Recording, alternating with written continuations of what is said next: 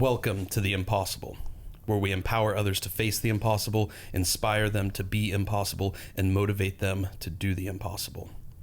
And you guys have joined us the last several weeks to hear some amazing, incredible, impossible stories of all sorts of different people with all sorts of perspectives and backgrounds who have faced childhood cancer in some way, shape, or form.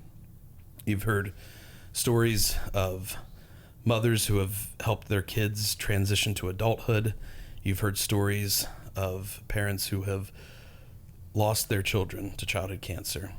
And you've heard stories of those who have overcome it to create new purpose in their life and to find life after cancer.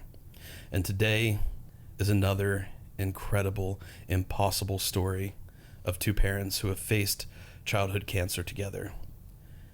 Yet they have a unique take on their battle, because while what they battled was arduous, and it was what I think they would say to be one of the most difficult things they've ever faced in their life that they never would have imagined they would have to face, they have been able to create a profound sense of community from this journey. A community focused on strength, on building others up around them, and a community of hope for all those who are affected or impacted by childhood cancer. So it's a huge honor to bring on the parents of Braylyn Johnson, or BraylynStrong, you may have heard his movement referred to as, Melissa and Mike McIntyre. Thank you guys for coming on today. Thank you. Thank you for having us. An amazing introduction. Oh, no. Thank you. Very kind. No, we always introduce people as we see you. Mm-hmm. And we're honored to have so many truly amazing people, you guys included, on this show. And that's really why we do this show, is to highlight these stories, because we knew there were countless stories that were just incredible and so noteworthy, and stories that you could learn so much from. And that's really one of our main goals at the end of the day is, as hard as these challenges are to face, as hard as they are to discuss, how can we recognize the reality of them? How can we have an honest discussion about what's really happening here?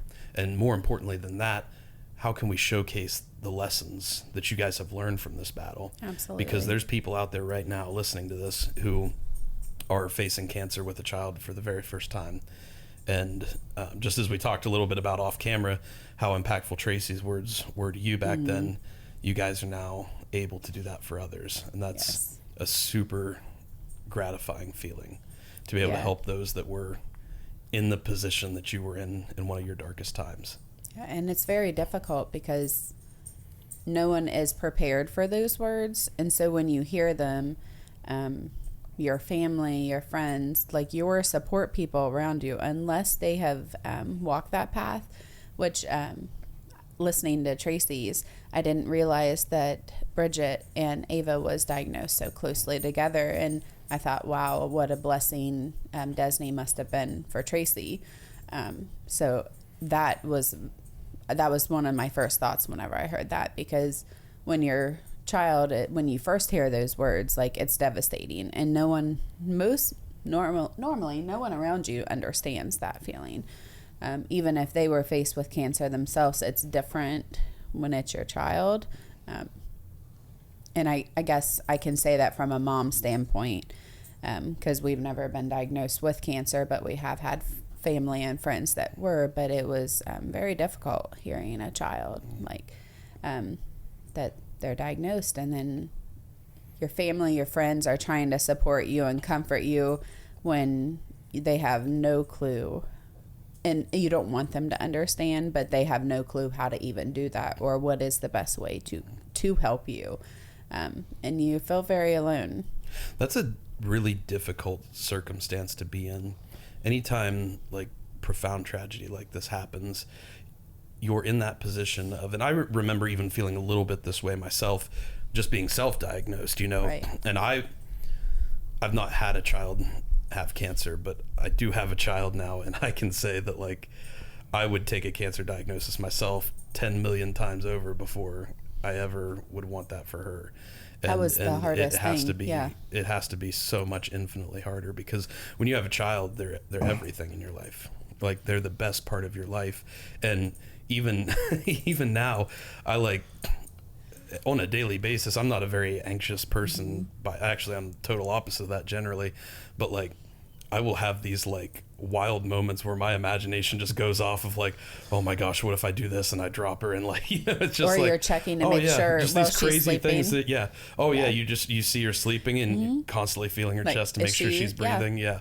It's all those little things that, you know, I think it's just an instinctual part of human Yeah, nature. as a mom and dad. And so to actually have like true threat of that level come up has got to be one of the most difficult things anybody could ever face.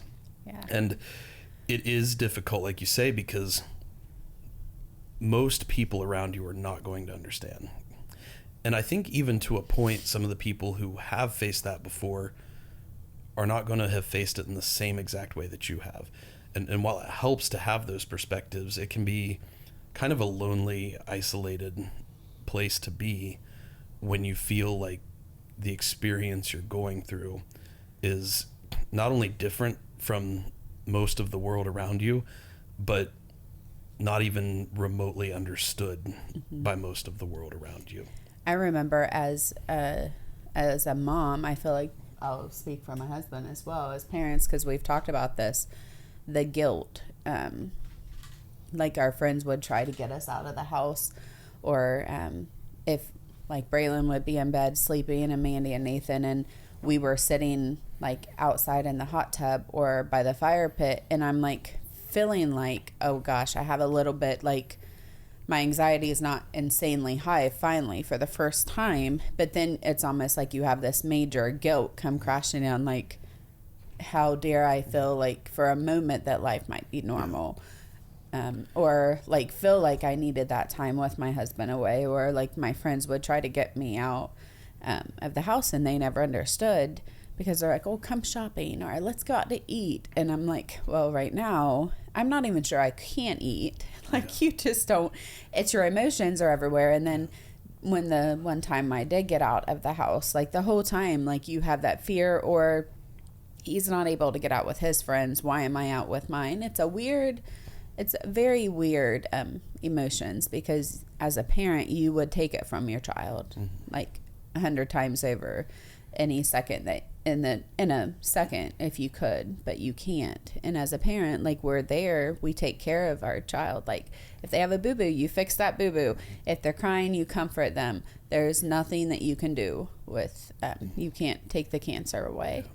Yeah, you can support them, Yes. you can provide for them, you can do so many things, but like you say, you can't just fix it. No. Like, if Lily, my daughter, cries now, I can feed her, I can change her diaper. Like, there's all these things we Yes. can do to try to fix it, you know. And when you're in a situation, and I think this is true of pretty much any situation, but when you're in a situation where you feel like you have no control or no power over the situation, that's one of the hardest positions for the human psyche to be in. And especially when you transfer that not just to yourself, but when it's your child. And that's hard. Like, Yeah. I'm a control, like you say all the time. I like to have control. I don't feel it until I see it every now and then. He's like, chill out, I've got it. But I am just that person. Like, I need to know, like, what is going on in life and where someone's going this time and this time. Well, then when we heard those words, everything was what I thought was in line. There was nothing in control. Like, I had no control of anything after that. And so that was also very hard. And so you take away the motherly, like the person I was the fixer. I couldn't do that. The control of it all, like all of that was out of my hands. And that was a very difficult time too. Yeah. And you say, and it was interesting you brought this up, because every single parent of a child who's had cancer, and even in situations where we've had other parents on who have had their children face other impossible challenges outside of cancer, every single one of them has brought up that feeling of you feel guilty for anything like good, positive, or normal in your life. even though we need it. Yeah, like we yeah. definitely need that, but I think our bodies are just built like for that. And Yeah. I think sometimes that his condition was so vulnerable. Just leaving for an hour, you might come back and he be in a different shape, and that was the guilt that she was carrying. That if she left and he declined in any manner, that she felt guilty for not being there at that moment in time. That may have stopped that situation, or may not have. Yeah. I mean, and we don't know that as parents, and we don't know that as people, but she felt that in her heart. Oh yeah, I mean, how could you not feel that? You know, it's a tough position, because I think you can step back and recognize that those are not like beneficial emotions to have, but at the same time, it's not something you can just switch off. No. And then it was also hard because I remember that time, like I feel like it was literally yesterday when I did go out shopping that trip. Like I was constantly checking my phone. And then I found myself like texting Michael a couple of times, and that evening when we did finally get home, which coincidentally he ended up his blood counts dropped so low, he ended up being sent to Cincinnati by the PICU because MedFlight wasn't flying, and that was all random and on the worst day that it could have happened anyways. But I remember before all of that happened, Michael had mentioned, he was like, hey, I want you to go out whenever you go out. I want you to enjoy that time. Like, I know that you trust me, but like you were blowing my phone up. Like, you know, I'm his dad. I can take care of him too. So it was a hard, because you were trying to get it to me like, hey, I've got this. But also it was also a difficult time for a husband and wife, because he's like, hey, I'm the dad. Kind of like you with Lauren. If you were constantly like, hey, is the baby okay? She'd be like, chill out. Like, yeah. I got this. I'm the mom too. That's almost how I felt like he was probably feeling. And I wasn't that at all. It was just, I could not shut my brain off. Like, in that mom instinct, even though I knew he was at home, he was fine. He was with my husband, his dad. It's just that weird feeling. Like, so how do you think, because even though it's been brought up on every podcast, we've not really talked about a path forward in the face of that emotion, yet it seems to be something that every person faces in this battle. How do you think you find balance to kind of reconcile some of that emotion? Because obviously you can't just like sit and dwell in that emotion and let it completely control everything in your life. So how do you think you find balance in some level of a path moving forward? Like, for somebody who's going through that right now, what kind of advice would you offer to them? So I think how we did it, we talked. We had to, our communication was a huge thing for us, which is not always easy. We were so close, and the cancer diagnosis tried to get the best of us, which is something very common, which a lot of people I don't think do realize that. Because I'll never forget the first time sitting down in the oncologist office, Dr. Turpin said that, I can't even remember the percentage. I think it was like 70% or something that he gave an estimate of, that parents end up divorced. And I'm like, yeah, that won't happen to us. Well, it was very trying. So we had to work very hard on that good open communication, trying to balance out. There was days that he was struggling, and I had to be the strong one. And then the days that I was struggling, he was the strong one. And some days it was hard for both of us. So we had to be there for each other. And instead of, it was hard. It was a very difficult. If you think about it, all relationships, including marriage, is based on trust. And when you're always questioning each other because, I mean, you're worried about your child. And that trust kind of, you don't feel like you're trusted, or you don't feel like you have the ability that the other one needs you to have at that moment. Plus, we're in panic mode. You're in panic mode. Like, we're in overdrive. Like, our emotions are everywhere. Yeah. So maybe it's just that you have to, not that this is an easy process, but it sounds like you're kind of describing like a teamwork framework.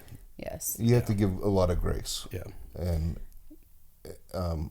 I can talk on my side, and it's not the man's side, but on my side, I just had to give her grace and let her figure out the direction she needed to go to be stable, to be where she needed to be.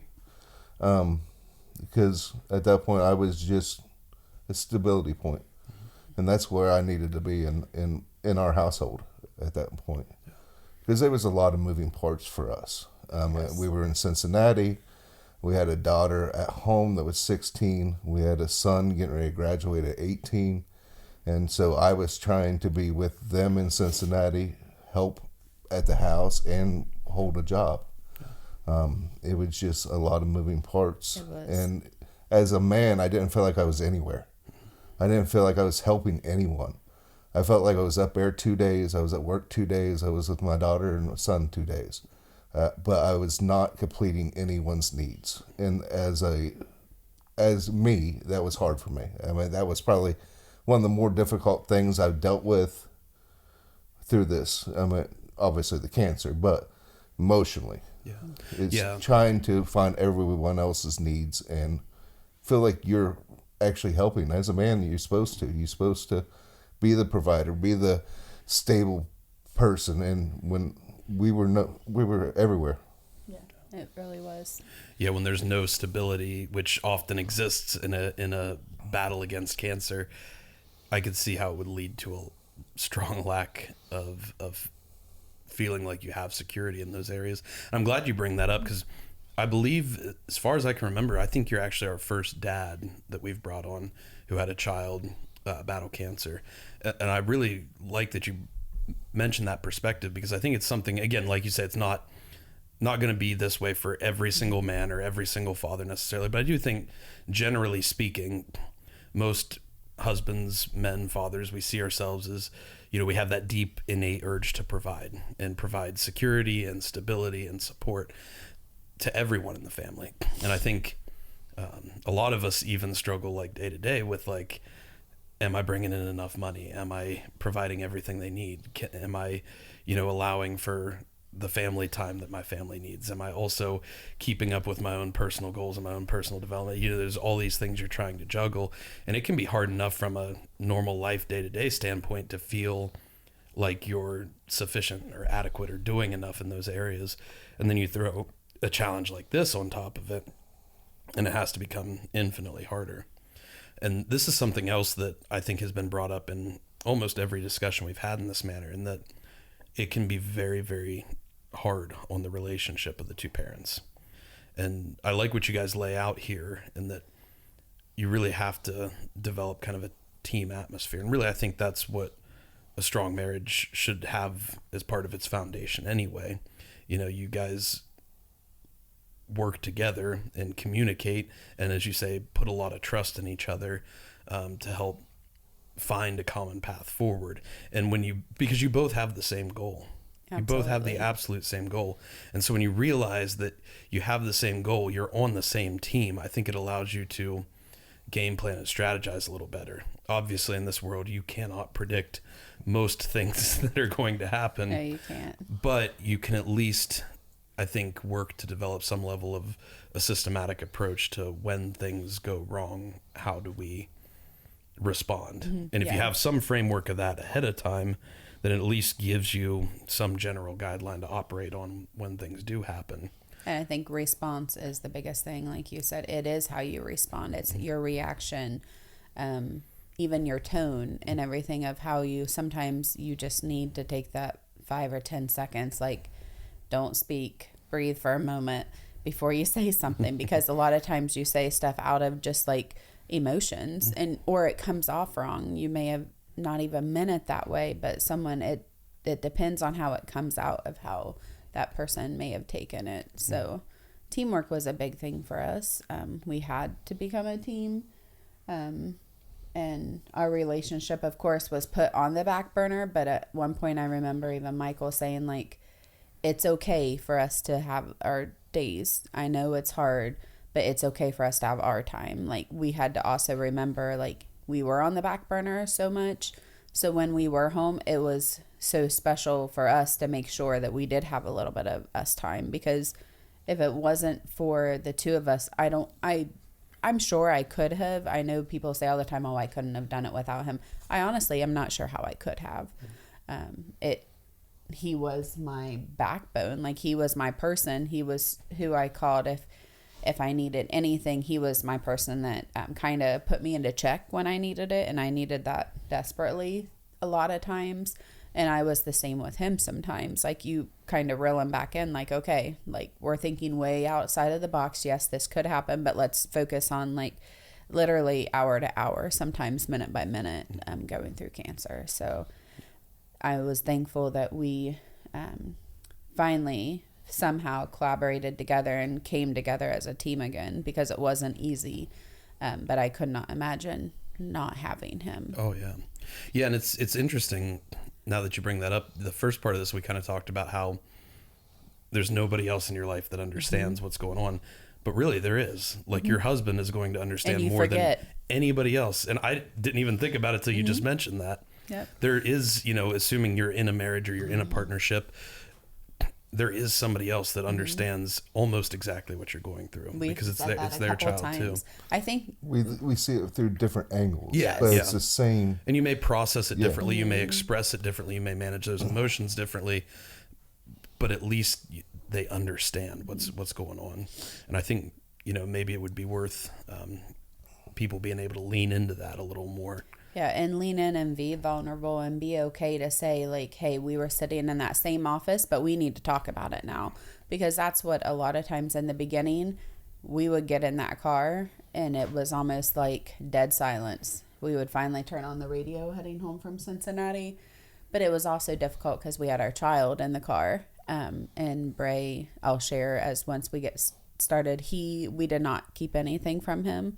That was his request. And as parents, there was not a single thing that we kept from him. So it was hard to, I think it was hard for me to digest, like, just hearing some of the difficult conversations that we had in the office, and then feeling like I could just spew out all of my emotions, but I couldn't on that 3-hour car ride home with my husband. And so I became like almost like mute to it. And then when I did get home, my friends were texting like, hey, how did things go?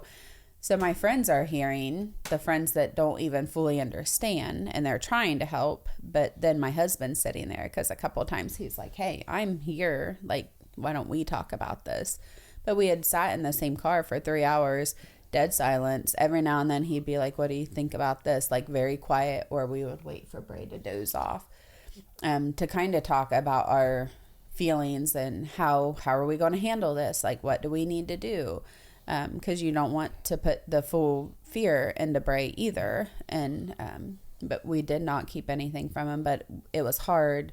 We spent a lot of time together, but out of that time, our son was with us. That was the one diagnosed with cancer that was so sick through it all that we didn't have a lot of time to talk about our emotions. So we started making time for that, and realizing, I think you were the first one that actually said, I do understand. Because I said one evening, I will never forget, I'm like, no one understands. Like, everyone wants to say, I'm here. I'm like, that's wonderful that they're here. But no one understands or wants to, like, put themselves in my shoes because it's too hard. And he was like, well, I do. I understand that. And I think that we both need to come to, like, together here, because we both had different looks on it, or different outlets. And when we started talking, we learned quickly, like, hey, he is stronger on this, or I'm stronger on that. So we were able to be there for each other and be the comfort that we needed. Yeah. Did you ever have any of, like, so I know you said you never kept anything from Braylon. Mm-hmm. Like, you were totally transparent with the reality of everything that was going on per his request, which I think, is awesome that you guys were able to honor that. Did you ever have any of those more emotional kind of processing conversations, like with all three of you together? We did. And sometimes it took him a little longer to understand. Like, you could tell him, like, you can tell the story about the day he looked over and was like, are you saying I have cancer? Yeah, we can go. I mean, it took him a day or two to realize that. And that was, he's a kid. But it took him a while to understand and process it. And then, what was it, day 2 or day 3? He looked at me and was like, are we saying that I have cancer? And I was like, yeah. Out of nowhere. It was the morning after his biopsy. Once again, it was the time that she finally went with one of her friends. And then that's a guilt. And so, the minute I got home, Mike's like, we were literally all playing Mario Kart. And out of nowhere, Bray looks over and says, like, literally, he was playing and he paused the whole game. And, they are all playing on the Wii. He was like, hold on. Like, do I have cancer? Hold on. Is that what you said? I have cancer. And Mike's like, you do. You have cancer. And I'm not sure even how he was just like in shock, you said, for a moment. Like he stopped for a moment and then he was like, okay, and played the game. And so we talked about it whenever we got home. But that I had went literally, it wasn't even a mile away to one of my very good friends' homes. We had coffee that early that morning and I'm like, see, I should have been here. Like I should have been here for that moment, so then we could have talked about it, because later when we did try to sit down, it was almost like he didn't really want to talk about it. And so that's why it was hard, like, to step away, because when Bray was ready to talk, he was going to talk. But when we bring it up, sometimes if he wasn't wanting to hear it, or a lot of times he was so sick, so it was very difficult. But we had some moments that we sat down. Then again, if you didn't go, that conversation may have never happened. Exactly. You just don't know. Yeah, I mean, it's that classic line of hindsight's 20/20, and I like to take the perspective that not that everything always works out how it's supposed to, but that you do the best you can at the time with the knowledge you have, and as long as that's your intention, I think you can move forward with a clear conscience. And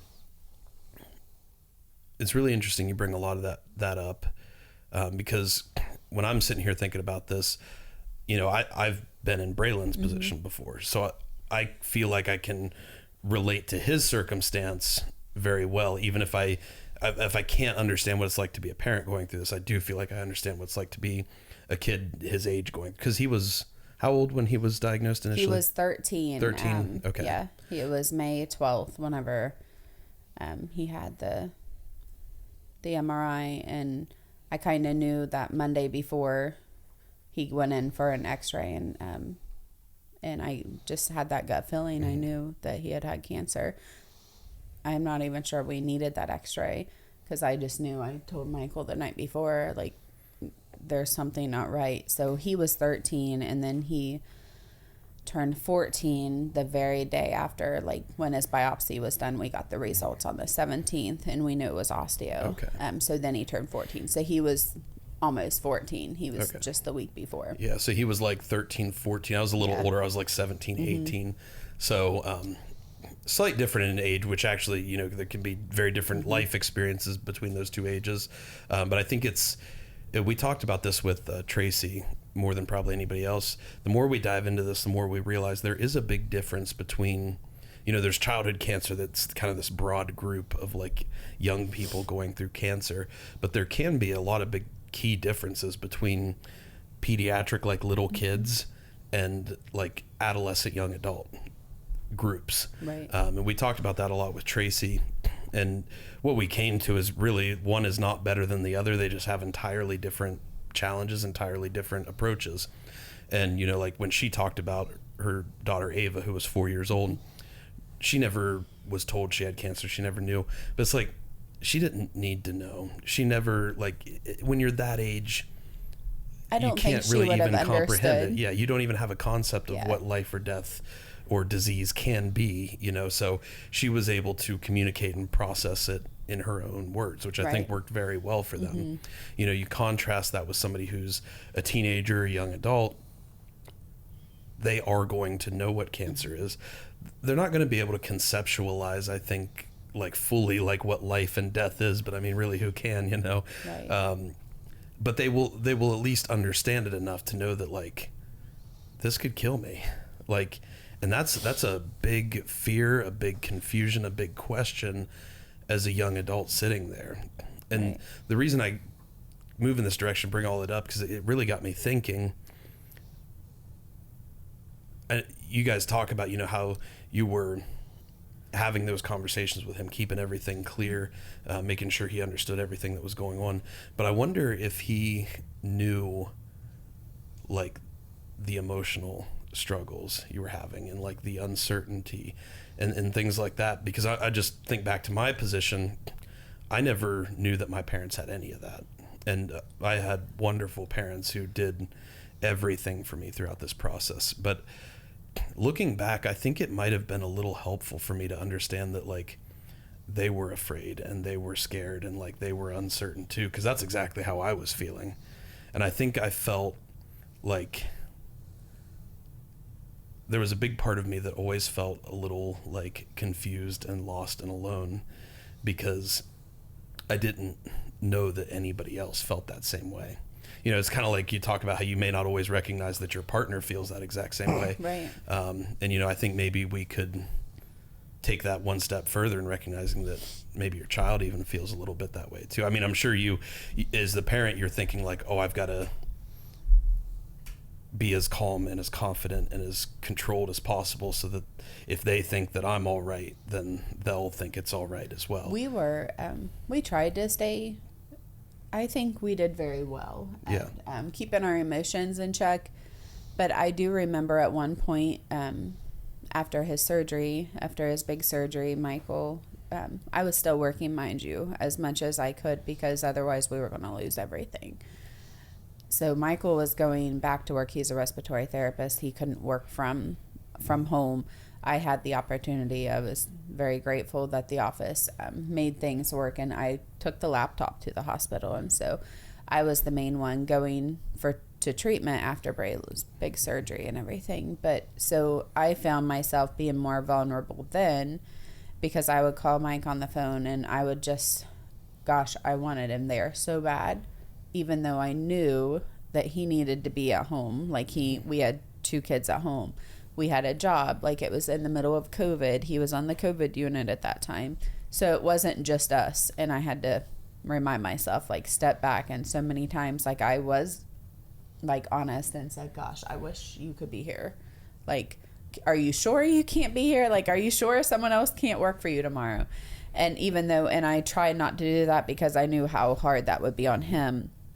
But I would have those open conversations, and with Bray and being there as well. And I found myself breaking down more when my husband, Bray's dad, wasn't there.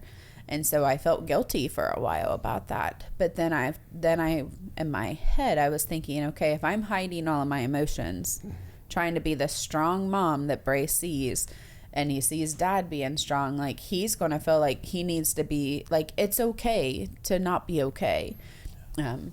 And even our friends, like, anytime, like, I would break down, like, I noticed that was one of my things, like, oh, don't cry. It's okay. Let's have a happy day.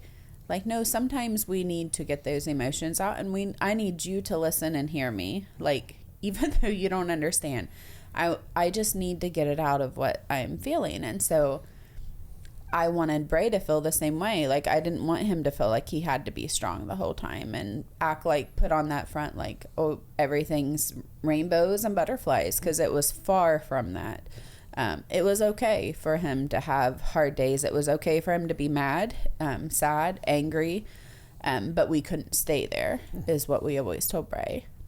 Like, you can have those moments, but we have those moments. We'll have a good cry it out session, and then we need to, like, jump back in, like, our strong roles, because that's what gets us through. So we did have some emotional moments with him.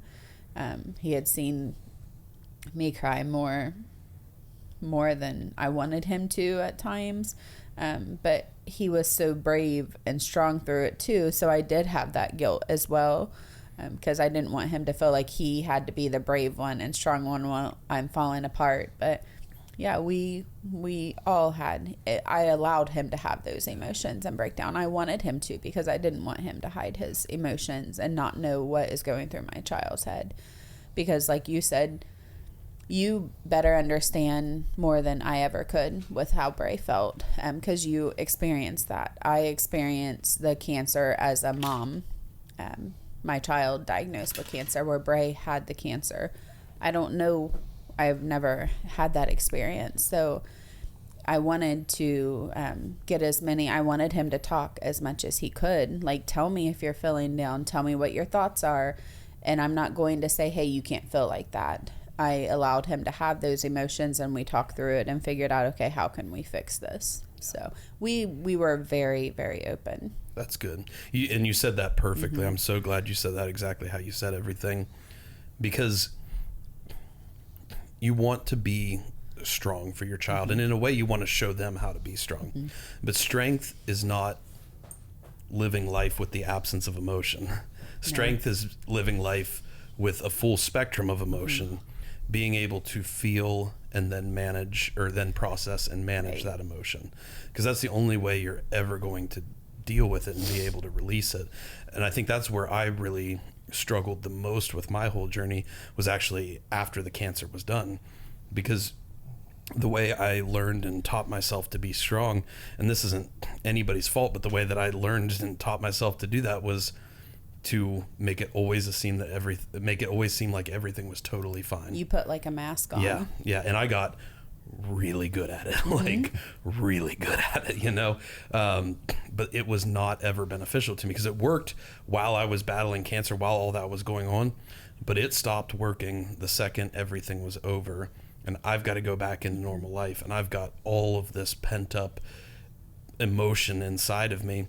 Not only that, I come off therapy and chemo and ECMO, and I pretty much immediately go back into college, or go to college for the first time, where I'm with in a totally new world with a totally new group of people, and none of them even remotely understand like how do I even begin to start explaining that to and people? even the ones that did understand what you went through, they watched you be strong for so long. So if you would break down, they're probably thinking, what's going on? You have beat cancer now, live life. That's not how it is, though. Oh yeah, and that's what got to me, is it's like I felt this feeling of like, oh, I should be happy now, like I should be fulfilled, like this was the goal, and yet I had none of that, and it led me down a very dark path for a long time. It took a while to get out of, and it wasn't until I started allowing myself to go down these roads of exploring, mental health, and not even just mental health, but like true mental strength, true emotional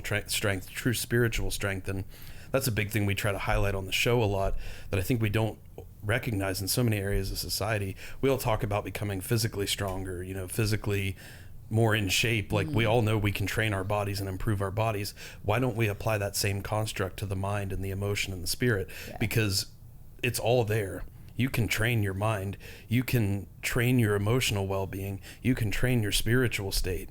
Like it takes a lot of work, just like training the physical body, but you can train those, and you can make tremendous development in those areas when you have the proper framework. And so that's what we really work to try to provide a lot of that. Is, this is our approach, this is how we did it. But when you tackle these other areas, it's going to enhance every other area of your life and allow you to take on a lot of these challenges in a much better position.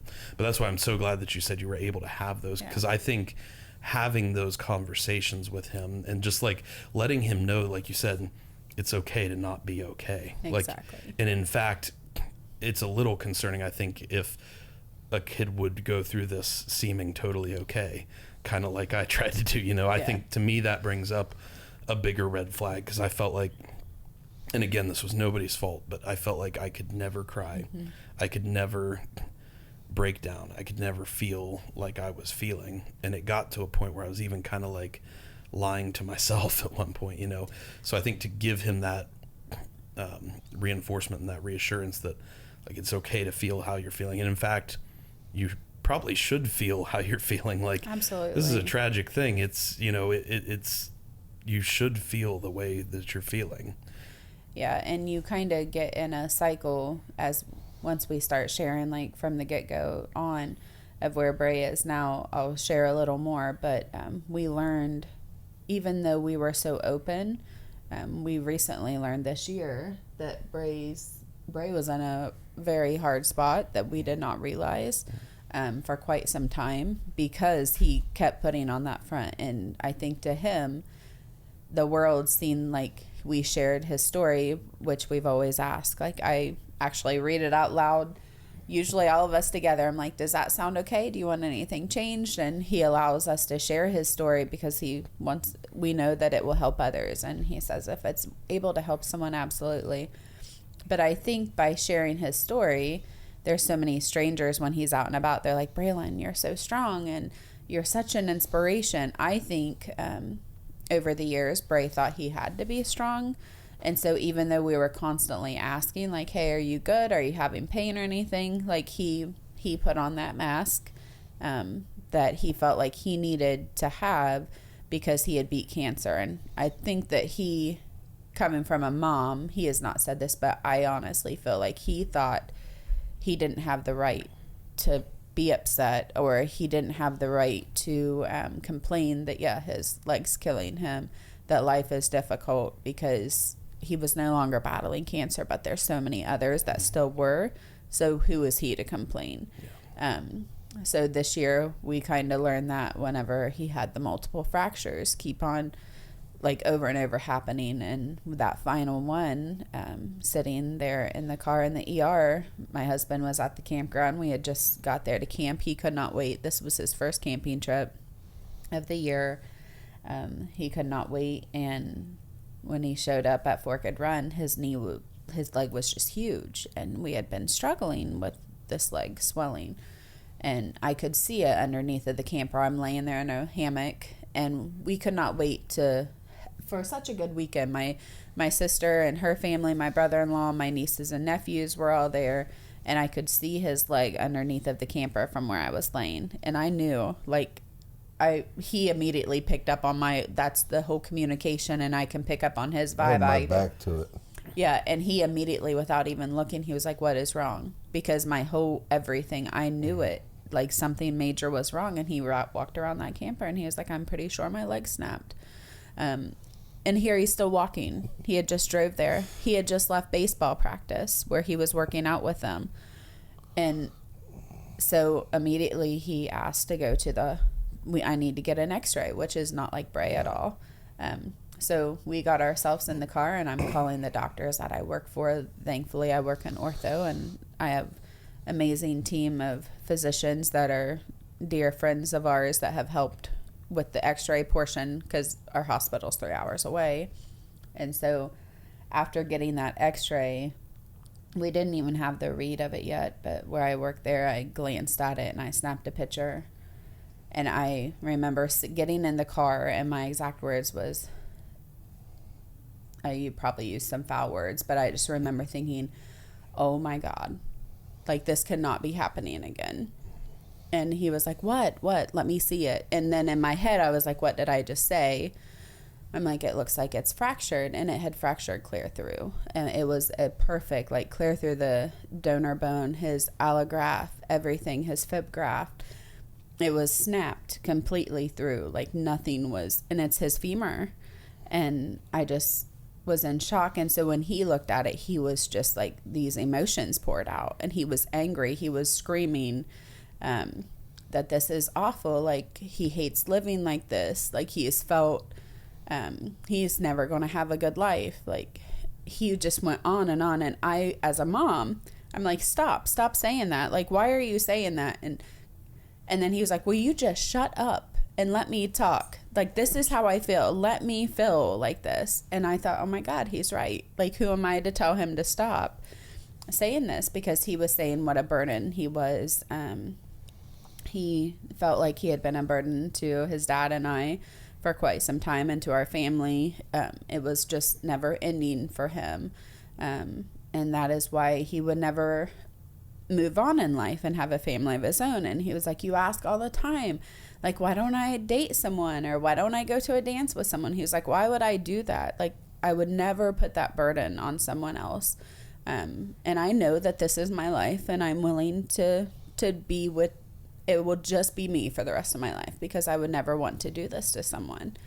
And he had very down moments, and he was constantly in pain. And he was like, every time, even though I follow every rule of what the doctor says, my leg keeps snapping.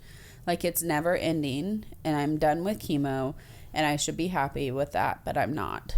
Like, he was like, I cannot live life. I can't do anything. I'm going to baseball every day. I'm not able to play. I go to golf. I can't get better.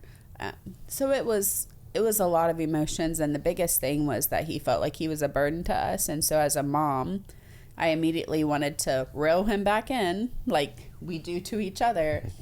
And I was glad that he told me to stop. He's like, please just stop. Let me talk. Because that is how he was feeling. And we had no clue. I had no clue that he had felt like that for quite some time. He was always such a happy-go-lucky kid. He loved baseball. Like, I remember sitting at the baseball field wearing my sunglasses all the time because it's hard not seeing your child out there. But, buddy, I was at every game. I was sitting there. He went to every practice, but he never, ever played. He would sit there. He did the book, but someone had asked me, like, why do you go to all of those games? Like, I was leaving work one day. I was exhausted. I'm like, there's a baseball game. And they're like, well, why are you going? And I said, because Bray goes. Bray is part of that team. He may not be playing, but who would I be to not go to those games to support him when he's putting 100% and he's not even out there on that field? So that's why I'm going to the game. So as a parent, I knew that was difficult. And I always wondered if it was for him. And I'd even ask. He's like, no, it's cool. Like, I like hanging out with my friends. But I was just thankful that he was living life instead of, as a mom, I should have known too. Like, he really is struggling because I was still struggling. But it's hard whenever he wore that mask so well. And no one had a clue at all. Yeah. Wow. I'm really glad you shared that moment with it. And I remember you telling me about that moment. Mm-hmm. I don't remember exactly when it was, but sometime this past spring or winter, I remember you telling, and I could see how hard that weighed on you. And now, you know, having a daughter, I could have somewhat of an imagination of like just how tough of a situation that had to be to hear something like that, because you want everything for your child. You want them to have a better life than you've ever dreamed of. You know, that's everything you want for your child. And not only that, but like even now, like as young as Lily is, when she smiles at me, like that's the greatest thing in the whole world. Absolutely. You like, and when she's crying and unconsolable, that is the most hopeless feeling like you can possibly have. And so then you like, you know, take that to a whole, you know, 10x that to where a situation of like Braylon's in, and you hear him say those things. I can see how it'd be totally natural, because you've seen his strength. You know what he's capable of. And I think you knew in that moment when he starts saying that stuff, you know that doesn't have to be true. Like he can go on and do and have and be all of these things that he wants to be. But I think it would be so hard to just naturally recognize that, like, oh, he just this is how he's feeling. He needs to process these emotions. And it's so hard as a parent because you're in this tricky situation where you, like, in a way you never want your child to feel any pain or any suffering. Yet sometimes in life, it's just like with emotions, it's being able to feel and work through and manage and navigate those situations and those emotions that actually gives you the skill and the ability and the strength to be able to do it in other areas of life. Yeah. So it's got to be such a difficult position to be in. And Bray's always, I think he gets that a lot from me and his dad. We're both fixers. Like we want, if you would call us up and you need something, we're going to figure out how to help you. Like, I don't care if we have 101 things going on. That's just how we are, who we are. We love to help others, and we know it always comes back to us as well. And Bray has definitely got that trait from us. So after that conversation, we're still sitting in the ER parking lot, and I remember I was crying. He was crying. I couldn't reach my husband because he's out at Forked Run with no service at all. So he is in a dead spot. So he has no clue that Bray's leg is completely snapped. I can't call him, and he is my person that I always call. So we were just crying it out, and he was like, Mom, just get out of the car. He goes and opens the door. He's like, get out, trade me seats, I'm gonna drive us back. He's wanting to drive me back to camp. Well, because I'm like, no, I'll be fine, I'll just take a couple minutes. He's like, no, let me drive you back, and then we'll tell Dad, don't worry about it, we'll let Dad know whenever we get back there. But so he was still like in the middle of all of this emotion. He then put his mask back on and was trying to help take care of me. That's just who Bray is. And so we struggled with that. And he didn't want to go back out to the camp. He wanted his dad and I to go have a good weekend with my sister and my brother-in-law and their family. He was like, we looked forward to this. I don't want to burden any of you guys. I can't camp. You guys go out there. I don't want you to pull the camper home. And so we did go home. We went home, and I refused to leave him there because he was like, I'm 17. I'll be fine. Leave me here. I just need a day anyways. And so I sat at the bar for about 20 minutes, and he came out of his room hot. He's like, come on, since you're not going to leave me, I guess I'll go back out to camp with you. He was so frustrated. But this whole time, Mike didn't even know what was going on. And so it was just like, I look back to that experience too. Like, and he even said, he was like, Mom was so stubborn that she made me come, but I was glad that she did. Because even though I knew he was angry, and if that was me, I would have been like, back off. I need my space. I couldn't, because I was putting myself, okay, I'm his mom. If I let him shut down anymore, even knowing where he's been in a dark spot for a while, and I had no clue, then he's just going to keep going down farther. So it was hard because I didn't have my person to help. And I didn't know anything. He didn't even know anything was going on. I was oblivious. And so I kind of had to stand tall on that one and say, no, you're going back out to camp. And if you're uncomfortable, then we'll all come home. But you don't have the option to stay at home. We're going. And it turned out to be a wonderful weekend. Like, my daughter got off work and had all of his friends come out. They surprised him. They showed up at 1 a.m. at camp. By the time we got back, it was late. And he had the best weekend. He was able to still get in the camper. It was a little struggle, but we made it happen. Like, everyone just adjusted. My sister, my brother-in-law, nieces and nephews, like, we all adjusted. We were still able to get him down to the lake, which, if you've ever been out there, it's quite the truck. It's straight down. We did it. We brought a wheelchair and we made it happen. And that's what I'm always thankful for. Like, our crew, you rally together and figure out how to get him there. And he couldn't wait to go swimming. He got in that lake. And coming back up the hill, when we were going down it, he's like, I think we're all nuts for going down this hill, but I'm glad I was able to go. We somehow finagled getting him back up without him weight bearing at all. And even a complete stranger helped push him up the hill, because I thought I had it and I almost lost the wheelchair. Like, I had a stranger stop and help. And so I think that's what it takes, is a community, and that's why we do what we do. We made it happen, and Bray had the best weekend. And I think that weekend showed him, like, it sucks right now. Like, yeah, your leg is snapped in two, and yes, you're feeling all these emotions, but it's okay to feel those emotions. You don't have to be 100% all the time. And so I think that weekend kind of helped open him up more. His friends didn't realize where he was struggling at. His friends have been phenomenal.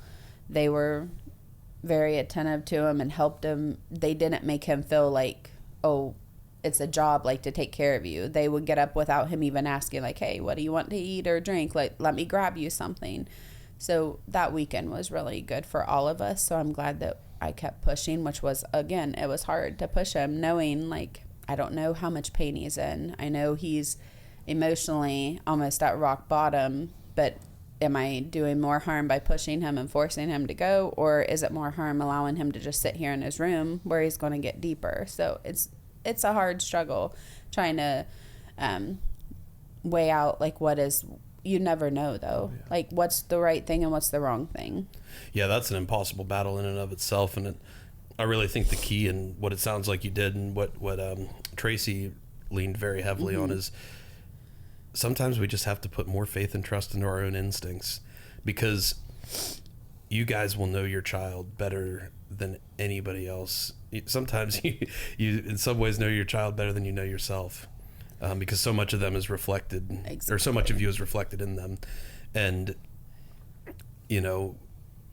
you also get, I think, in these moments of intense hardship and in these battles, that instinct becomes even more keen.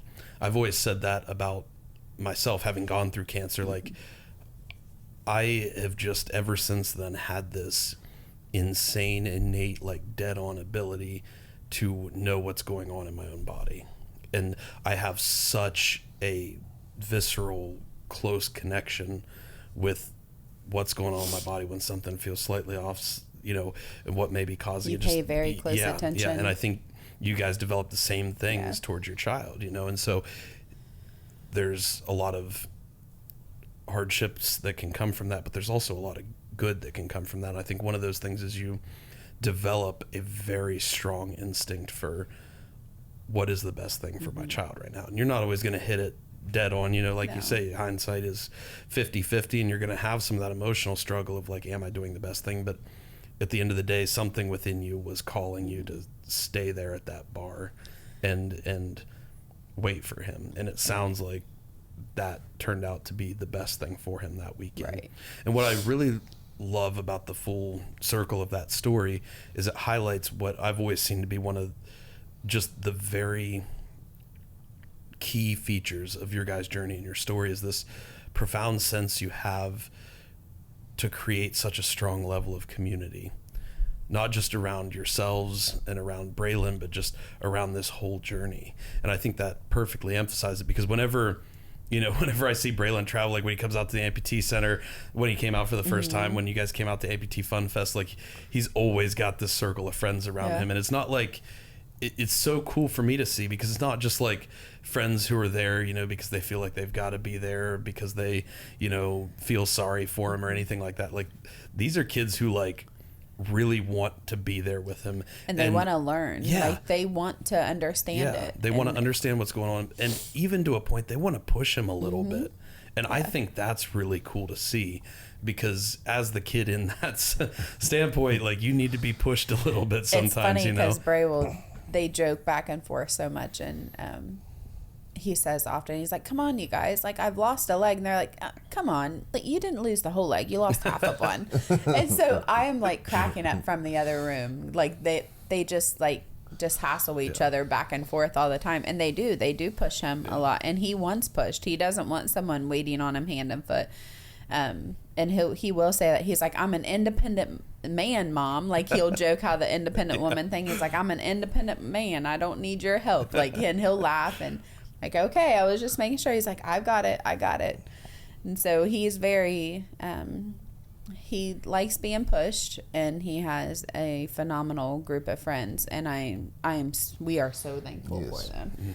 And it is, you're right, they want to be there. It's not they are feeling sorry for him. They want to be there, and he's just a part of, like, he's their friend. Like, nothing's really different. Yeah, Bray had an amputation, and Bray battled cancer. Bray's still Bray, though. So, and that's how they look at it, like that. So yeah, that's so cool to see. And we'll definitely circle back to this, because I want to spend some more time talking about this community aspect, because I think it is so crucial, and Braylon's story is just a perfect example of what a strong community, even if it doesn't even have to be a big community, but just a strong community of people can do for both, you know, the child, Braylon, and for you guys going through this.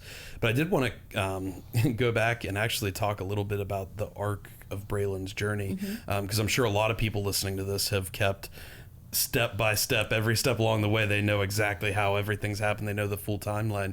But for anybody who's maybe never heard his story or your guys' story before, I wanted to go back and talk a little bit about, like, what was his journey to diagnosis look like? What kind of cancer did he have? What did his treatment look like? And really, what did this journey look like from a timeline perspective, and how did we get to where we are today? Yeah. So you want me to share? Absolutely. So Bray, it was in 2021. Okay. It so was this actually, is still like COVID. Yes, it deep was into COVID. Deep in COVID round 2, essentially. Yes, it was deep into COVID, and it was. He started having some knee pain. He played basketball. It was his 8th grade year, and there was a couple of times actually there was a couple practices late in December into January that he's like, Mom, my knee's hurting quite a bit. Can I just skip practice? And, you know, sometimes kids, they're wanting to get out of practice because they're tired, or they're playing video games, so they were up late or whatever. So, and I remember during basketball, I'm like, it's probably growing pains. I work in ortho. He had also had a toe fracture just maybe a month or so before that. So I thought, well, maybe it's, and by kicking his friend in the knee, again, horse playing. So his toe had fractured like in 3 different spots. Oh, so we thought a lot of that may have even stemmed from that.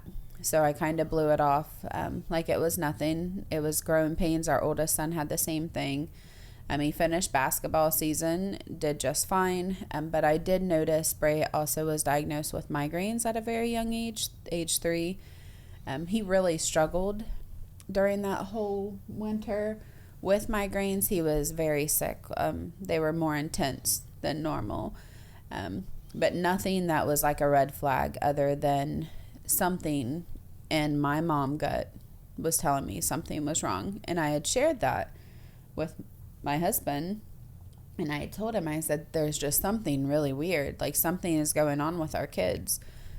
I'm pretty sure he thought I was insane. Like, every time I said it, he's like, they're fine. Like, I don't know why you keep feeling that. And I remember, like, in March, April area, just something kept really bothering me to the point, like, I was struggling to sleep at night.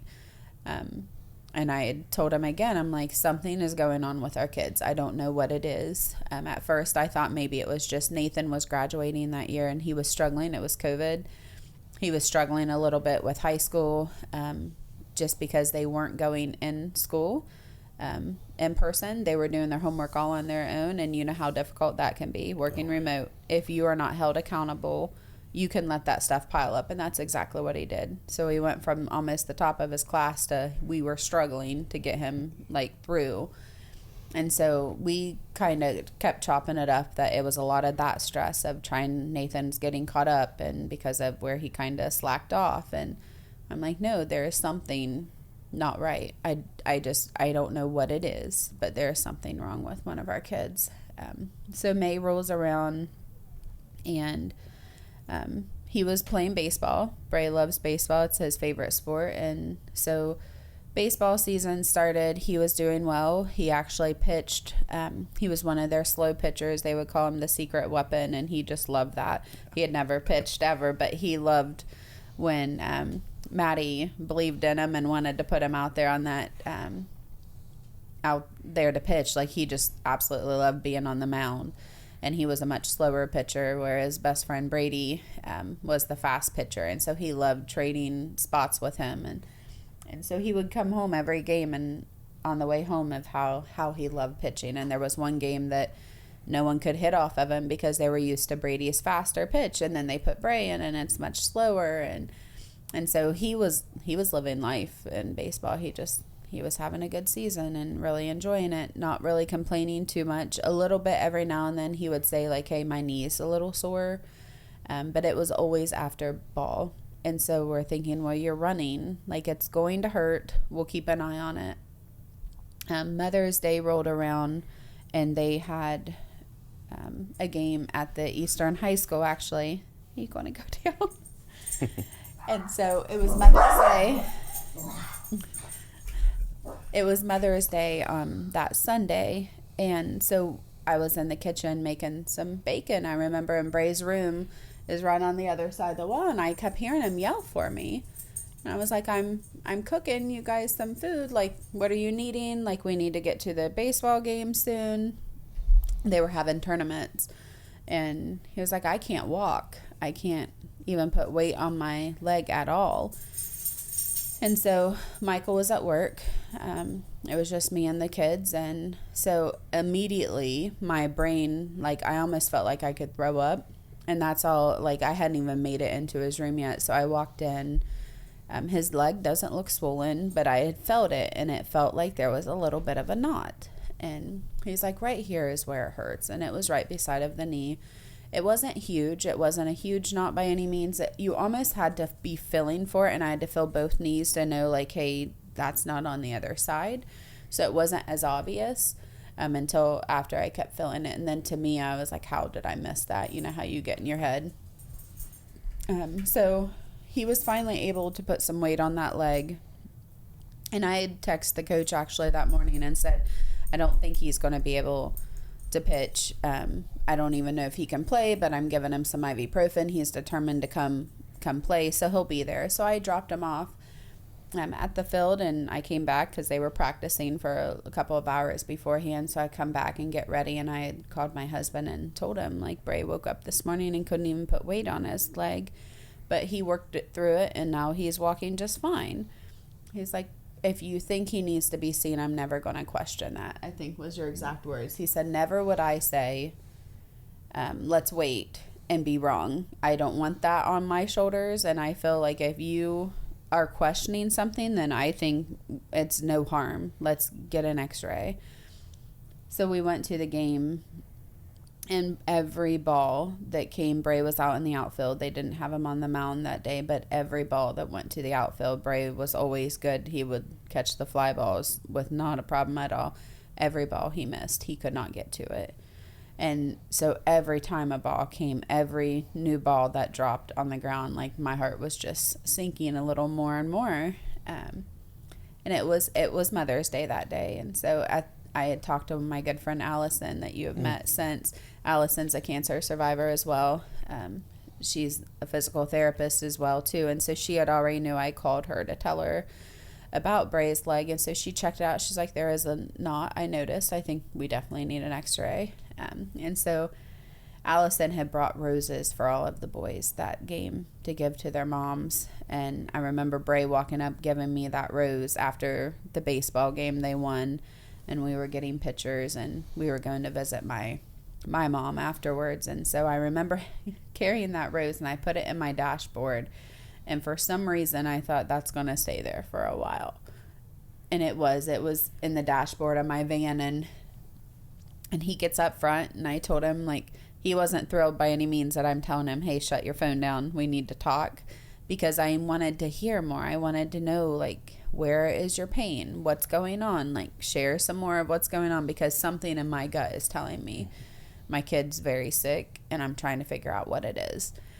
And so he started explaining that his leg was very sore at night. He was struggling to sleep at night. The blanket was very heavy on his leg. As soon as when I was trying to explain, he didn't want to wake us up at night. But he was like, the blanket's just really heavy on my leg at night.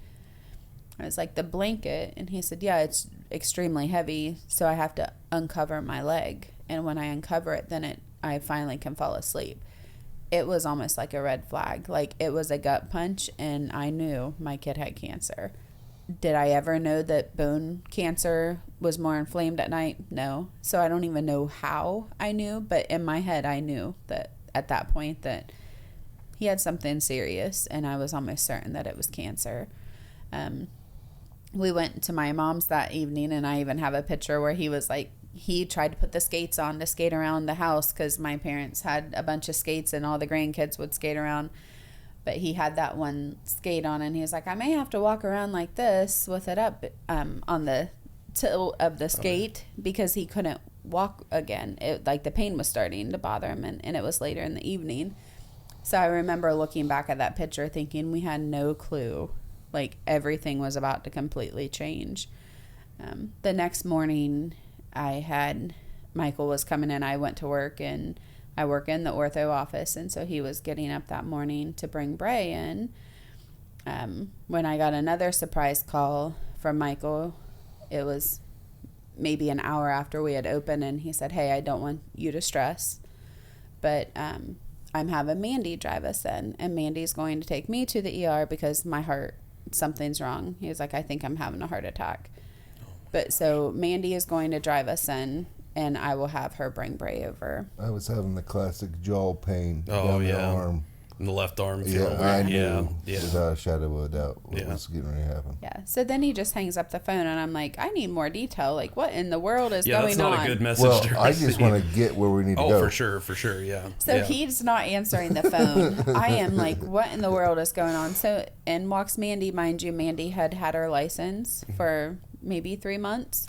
So our 16-year-old daughter is driving her dad to the ER, and her brother, that I'm almost certain has cancer.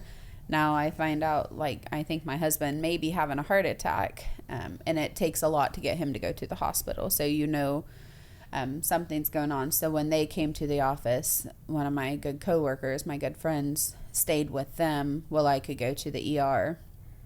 And so I was over in the ER whenever I got the phone call from the surgeon that I work for, we've been good friends with for years. And the minute he called, I had an instinct. I knew my intuition was correct, but he was very nonchalant about it. He also knew. He asked how Mike was doing, and I told him they're going to ship him to Riverside. They think he may be having a heart attack. They're going to do a cath, So he was very cautious with what he was going to say anyways. And mind you, I've worked for this guy for many years. I know it. I know how it goes. But he's like, everything's fine, but I'm going to do an MRI just for peace of mind. It looks like there's maybe a little bit of calcium buildup on the bone. Nothing major. He's going to be fine. And I knew when I hung up the phone that it was not going to be fine. Like, I knew Serge enough to know, like, he has concern. But I couldn't tell my husband that already has his cardiac troponin through the roof. Yeah. We're getting ready to go to Riverside. And so I tell him, like, he thinks it's fine. There may be, like, a little bit of buildup calcium that could be causing that swelling. And so he ended up getting sent by squad. My daughter takes Bray back home. And I went back home for a little bit just to get them settled in. And Bray was still struggling to walk that morning. Again, the pain was back. And so I kind of had to explain to them, hey, your dad's going to Riverside. We're not sure what's going on. He's having some chest discomfort. But I had to leave now my 13 and 16-year-old children at home by themselves. And they were working from home with school. So it wasn't even like having the option of going back and forth. I think that day they were at home. They were going to school some and at home others. And so I head to Columbus. And lo and behold, Mike did have a heart attack. It was the Widowmaker. He had a 70% blockage. So it was, looking back on it now, I'm thankful that it happened when it did, because if we wouldn't have caught that then, many of the providers said they're glad that it did, because the stress of what we were about to face could have ended so much different. And our man ignored it. Yeah, he probably would have, like, that it was stress. So it sounds like, and this I think is often the case in childhood cancer, not always, but often the case, because kids aren't supposed to have cancer. I mean, nobody wants to have cancer, but it's something that I think we see a lot and we expect as you get older and older and older. But with kids, it's something nobody ever expects.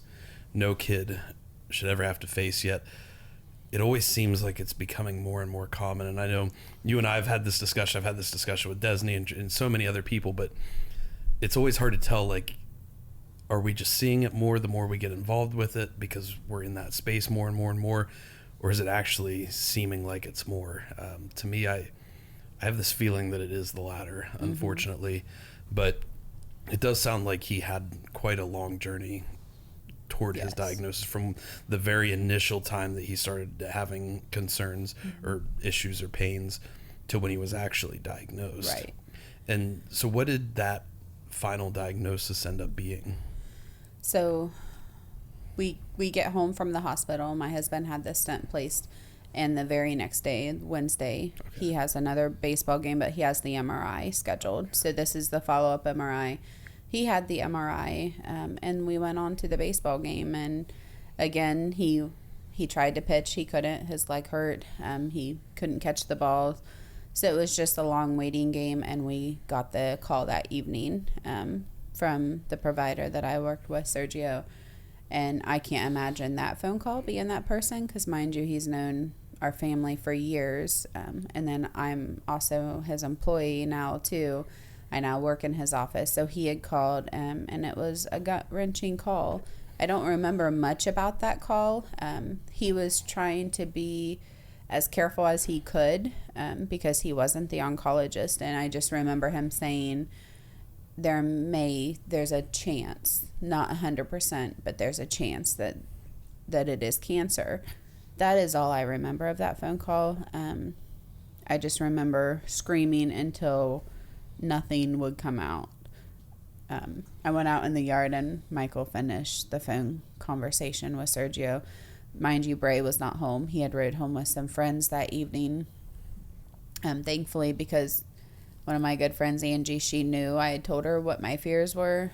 She knew we were waiting for the phone call. I also work in ortho, so I knew that result had probably already dropped, and he was just killing time to try to figure out how to tell me. He was probably making the phone calls. I know how that whole routine goes. And I think I even sent him a message like, just tell me already. Like, quit telling me that you're doing this, because I know you're not. Like, I know your routine by this point. So we were thankful she had taken Bray home. So Bray wasn't there whenever we got the call, and I'm very thankful for that, because I felt like I'd lost my mind because it didn't even seem real. Like I was just like in this dream that you want to wake up from. So when Bray did get home that evening, we had to talk to him and we had to tell him. And so we kind of just in a roundabout way, I remember he was sitting at that same bar, if it could talk, it has some stories. And he's sitting there at the bar in the kitchen when we told him like, hey, your MRI result came back and we got the phone call. We need to have it looked at a little more in depth. We need to get more pictures, and we're probably going to go to some specialists. And he was very smart from the get-go. He literally turned around and he was like, okay, what's going on with it? Like, I want to know. And I said, we're not really sure, but I think we're looking into maybe there's a growth there that shouldn't be there. And it might get scary, and we probably need to go to Cincinnati to have it looked at. And his exact words were, will I die from this? Is this something that I can die from? And his then words were, and don't lie to me. Oh my gosh. So here we have. How do you field that question as a parent? He was still in his baseball uniform too, mind you. He's still sitting there in his baseball uniform, his baseball hat on. It's probably 10:30 at night by this point. We have had the longest day, and pretty much we were just given, and mind you, between getting that phone call that there might be cancer and actually seeing that report finally dropped into my chart that I seen that it said it was definitely a sarcoma from the x-ray, most likely a sarcoma that an MRI would have to give that final diagnosis, but that it was between Ewing's and osteo. So we pretty much already had cancer confirmed. Our dear friend Sergio was just trying to shield as much as he could until we got to that, because he can't say that that's the definite, but we had already seen this MRI result. And so I just remember looking at Michael across the room, and we didn't know what to say. And he walked over that way, and I told him, I said, we are going to fight like hell and try our hardest. And I said, and I'm not going to lie and say that absolutely no, that could not happen, because unfortunately in life we don't know. I said, but tomorrow I could be in the car going to work and something could happen to me. And that's how we kind of need to focus right now, that we're going to fight really hard, and we don't know what this lies ahead, but we are going to give it 100%. And he just said, okay. He was like, all right, that's all. I want to make sure. He was very calm with it. We ended up going to bed shortly after. I don't think I slept or Michael slept a bit that evening. And the next morning was when all of the phone calls started. We had decided we were going to Cincinnati. They specialized in sarcoma, and we had looked it up, and we found a really good, 2 of the oncologists were on the board. So we wanted the sarcoma board. So that's where we wanted to go.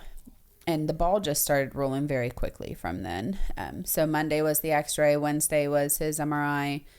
And Friday morning at 4 a.m, we were leaving for Cincinnati to go what we thought was going to be his first visit. We were just meeting with an oncologist to see, is this cancer? Now, mind you, my head now, Wednesday evening, I felt like I lost my mind. I knew my son had cancer.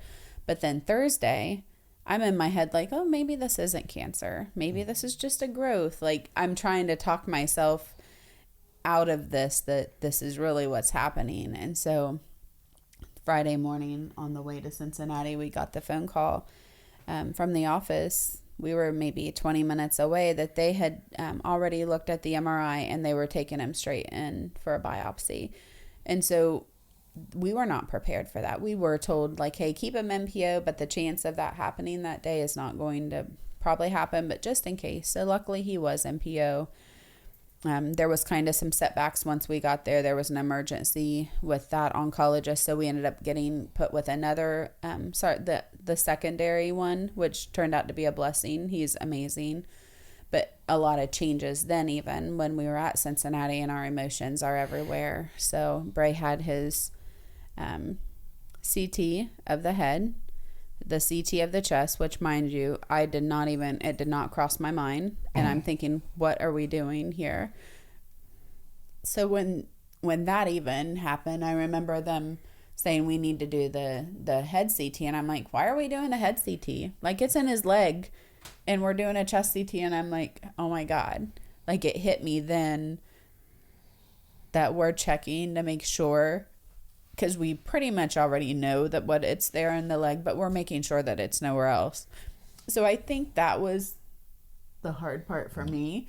And I saw that coming. Yeah. That was one thing I did see coming, because I kept on telling her, keep it in her world, not mine. Well, I'm a respiratory therapist. Yeah. And he's like, keep it in the bones. Well, we can do that, but keep it out of mine. Yeah, because that's where, especially bone cancer, the first place it always goes is the lungs. Yes. And then it can also go to the brain from there. But once whether it's osteo or Ewing's, once it's in the lungs, it gets very difficult to manage. Yeah. But I had kind of put that, like, I was in my own little world, I think, as a mom.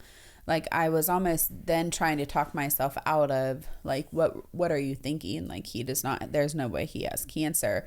Because I remember even, you gotta love Facebook memories. That memory pops up each year, and I think, oh gosh, if I could just erase all of that, because it takes me back to that exact, like, in the van, moments out from Cincinnati, and we had finally, because we had not told anyone what was going on all week, because how do you even tell that? Our family had known. We had called our family, and even my family was in shock. Like, I remember my parents, my dad's like, oh, there's no way he has cancer. Mind you, his dad had passed away from cancer. The only one in my entire family was my grandpa. It started, it was in his lungs, and then he had also had bone cancer in the end, because it had spread everywhere. So my dad was, I think, in shock and didn't want to believe that now it took his dad, and now it's, and his grandson is now battling too, because we just all handled it differently. And so that morning, I said, everyone's going to be asking. I've been out of work. You're out of work now. We have co-workers that we've known for years that are friends of our friends, and I don't want them finding out through that. And so we decided to make a little post on Facebook, and it had pretty much said, like, just keep us in our prayers, that Bray had this MRI with some odd findings, and just pray that it's nothing, and that it's just going to be this cyst that needs removed from his leg. And in my head, I truly believed that for a moment, even though I was so logic. Like, the day before, I was totally, like, I knew what was going on. But so when I read that Facebook message each year, I think, wow, like, the emotions, because you're back and forth. Like, 1 minute you're in reality, and the next minute you're like, that's no way that's happening. And so we had a lot of prayers. I weighed heavily on my faith, where I think Michael, I can't speak for you, but I think you were angry at the time, very angry. And I remember just saying, we need to pray. And he was like, what are we praying for? Like, why would God do this to our child? Like, he was angry, where I was like, at this point, I don't care what's going on. Like, just, I need to pray. Everyone needs to pray for us. So we had a lot of prayers coming in. Bray ended up having the biopsy, and we came home that evening. So it ended up being, he had his first chest CT, the brain CT. We didn't have a PET yet that day because there wasn't an opening, but Bray had an allergic reaction to the chest CT dye, which was very scary. It kind of closed off his airway, so we had that scary experience. Bray was sedated for the first time that day. For his biopsy, he was so nauseous and so sick. So we had already seen, like, we left that morning, our kid healthy looking. But we were coming home late at that night. I think they discharged us at midnight. And by the time we got home, it was like 2 or 3 in the morning, and he was vomiting. Like, I had to sleep in bed with him that night because I was afraid of him aspirating because he was so sick it would just come out of nowhere. And we found out before we even left Cincinnati that his bone, we knew for sure it was cancer. That was also the day that we sat in Dr. Turpin's office, and he pulls this MRI up and he said, so Braylyn, you do have cancer. We're not sure 100% what type of cancer it is, but that's why the biopsy will show us. And so we hear our son's name and cancer in the same sentence. All of these tests, the first time of him being put under with sedation and everything, it was a lot for that day. And when we left that morning, our kid was pretty healthy looking. And then we brought back this child that we were told the bone was so weak, it was like an eggshell weakness, that he should not be weight bearing because it would snap. And in my head, I'm thinking, how was he just running in baseball 2 days ago? How in the world are we here already? So it's a lot very quickly, and you don't have that option. I wanted to be stop, this is not happening. This is not our life, but you don't have that option. It's not oh, I don't want this diagnosis, let's put that back on the shelf. This is absolutely insane. There's no way this is happening, because you don't have that option. This is what you're being dealt, deal with it, figure out how to do it. That's how I think cancer is so hard. You didn't sign up for it, and you don't have the option of returning that. It's life. Now you have to figure out how to deal with it. Get through it the best way you can. So that's kind of what we did. We met with a lot of specialists that day. We met with social workers, case managers. We had so many people that I could not figure out who was who. So it was, everyone laughs, but I still do it to this day. Everyone that we met with, I got their cards, their business cards, and I even got one from you whenever I met you, if you noticed, because you're in Bray's journey book too. And so everyone, whenever I would meet with these different specialists and the different surgeons and anesthesiologists and oncologists, ortho-oncologists, every new person that walks through the door, they're like, oh, and this is part of the care team. And I'm thinking, I'm used to one doctor at a time. What is going on here? I think we seen at least 12 that first day. And so I asked for their card, and I taped it in his book, and I put the name of it. So I knew what specialty they were. And so I had their phone number when I needed to call them, because every one of them we're going to be following up with. I didn't know who was who, and that was the only way to keep track of it.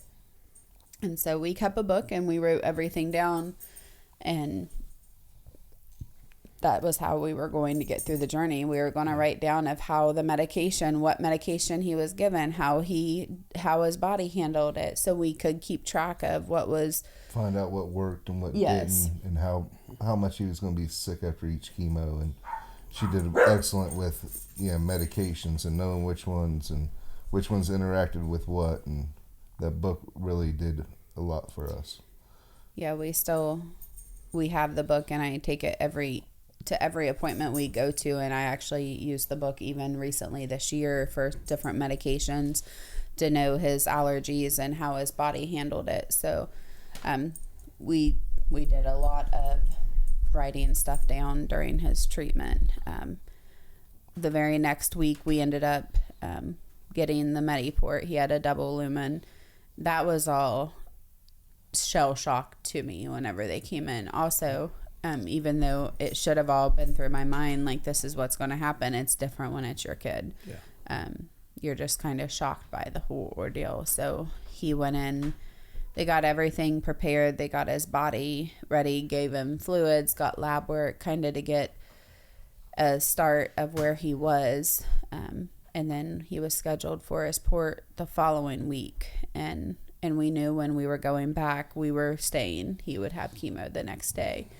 So that after his biopsy, I had talked a little bit about earlier when he had asked, hold on, do I have cancer? That was the next morning. Okay. So he was very nauseous and up all night. And then the next day he was kind of back to himself, but that's when it hit him. Because that day was a whirlwind. Everything changed, and I think I'll always remember the smells, every part of that day for as long as I lived. Like, so I can't imagine as a child, like, going through that. I just know as a parent with their child being diagnosed, every detail of that day was remembered. I think for Bray, it may have been a little like a blur, I think, and it finally hit him the next day of what was going on. But yeah, from there, his chemo started very quickly. And we learned very quickly how hard chemo can be on the body. Before his first round of chemo, he had his port placed on Tuesday, so Wednesday was the start of his chemo. And just moments before they were walking in with his chemo, and they had gave him a nausea medication. And they had told us everything, and Bray was laying there in bed, and they hung the nausea medication that's for chemo to help. And Bray kind of started going out of it very quickly, and it was a new nurse that at the foot of the bed and was documenting, and I'm watching Bray's eyes get redder and redder, and his eyes look like they're about to just pop out of his head. And so I remember asking him, like, are you okay? He wasn't. His throat had almost completely swelled shut within moments of hanging that medication. And so the nurse kind of panicked because they've never had that happen with that medication. She was a brand new nurse, so she kind of froze.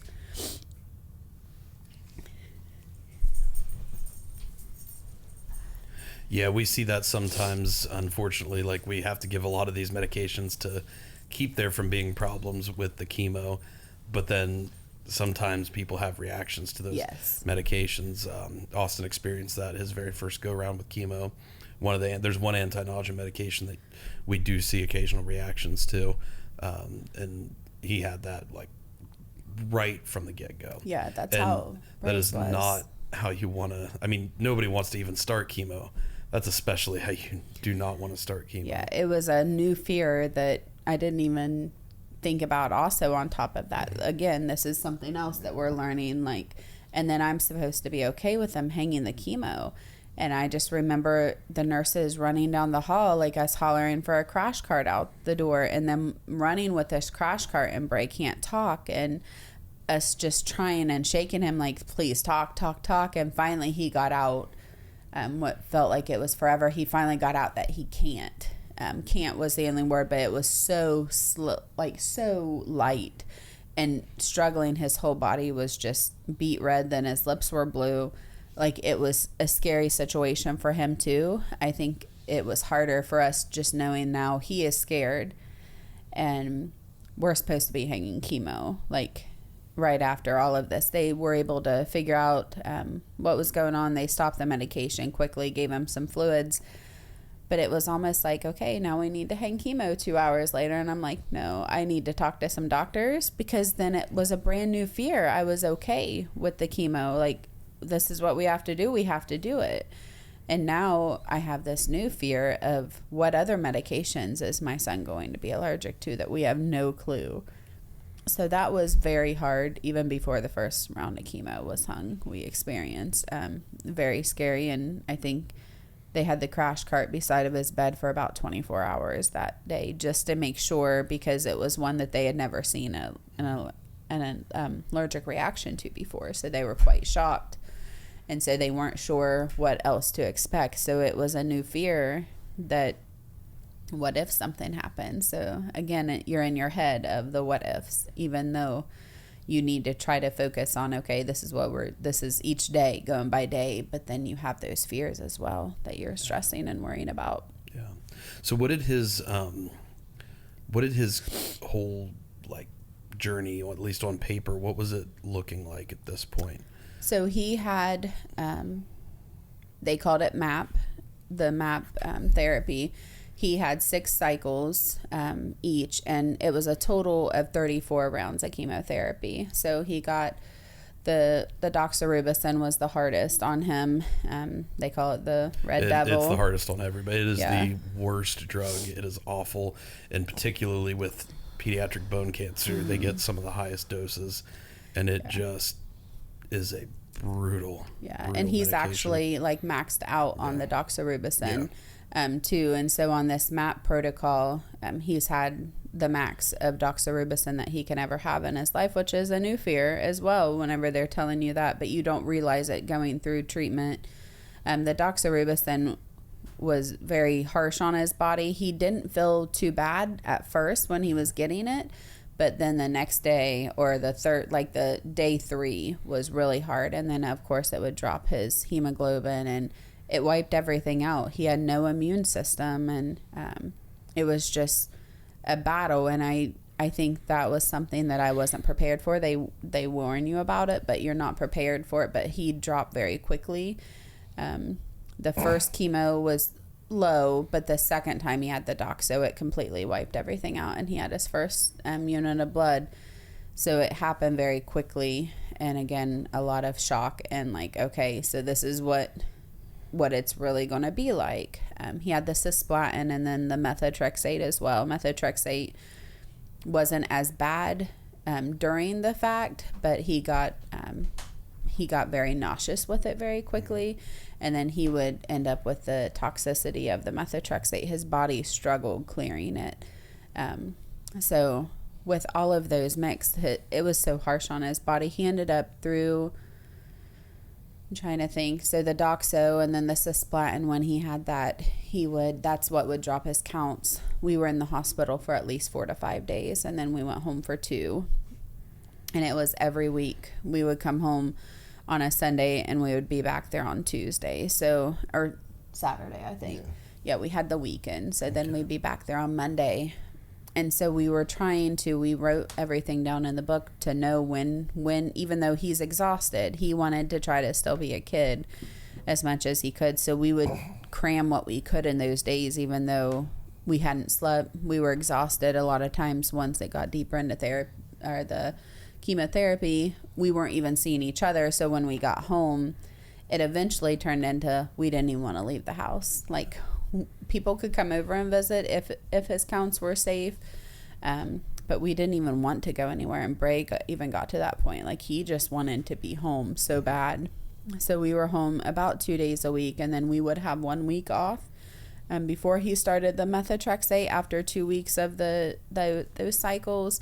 But that week was brutal. That was the very low week, and we almost always ended up within the second cycle. We ended up in Cincinnati, regardless, to get blood transfusions. So blood transfusions, infections, mouth sores to the point you can't even eat or drink water, C. diff, all of these things. The mucocytosis was awful.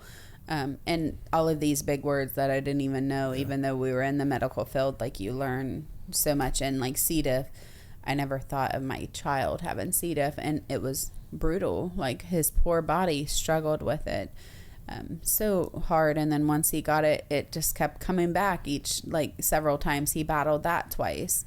And so it was very difficult. He ended up, through his journey, he had a total of 32 blood transfusions between blood products, between platelets and blood. So we were... Yeah, you never thought you'd get to a point where you love getting a red blood cell transfusion so much, but those used to be my favorite thing in the world, because it would take you from like a hemoglobin of 5 or 6, and a lot of times they'd bring me right back up to 12, so they'd give me like 2, 3, 4 units of blood. And I just remember, like, when the span of like 6 or 8 hours, you could go from feeling like a shell of a human being to feeling like you can actually get up and move. It is just wild.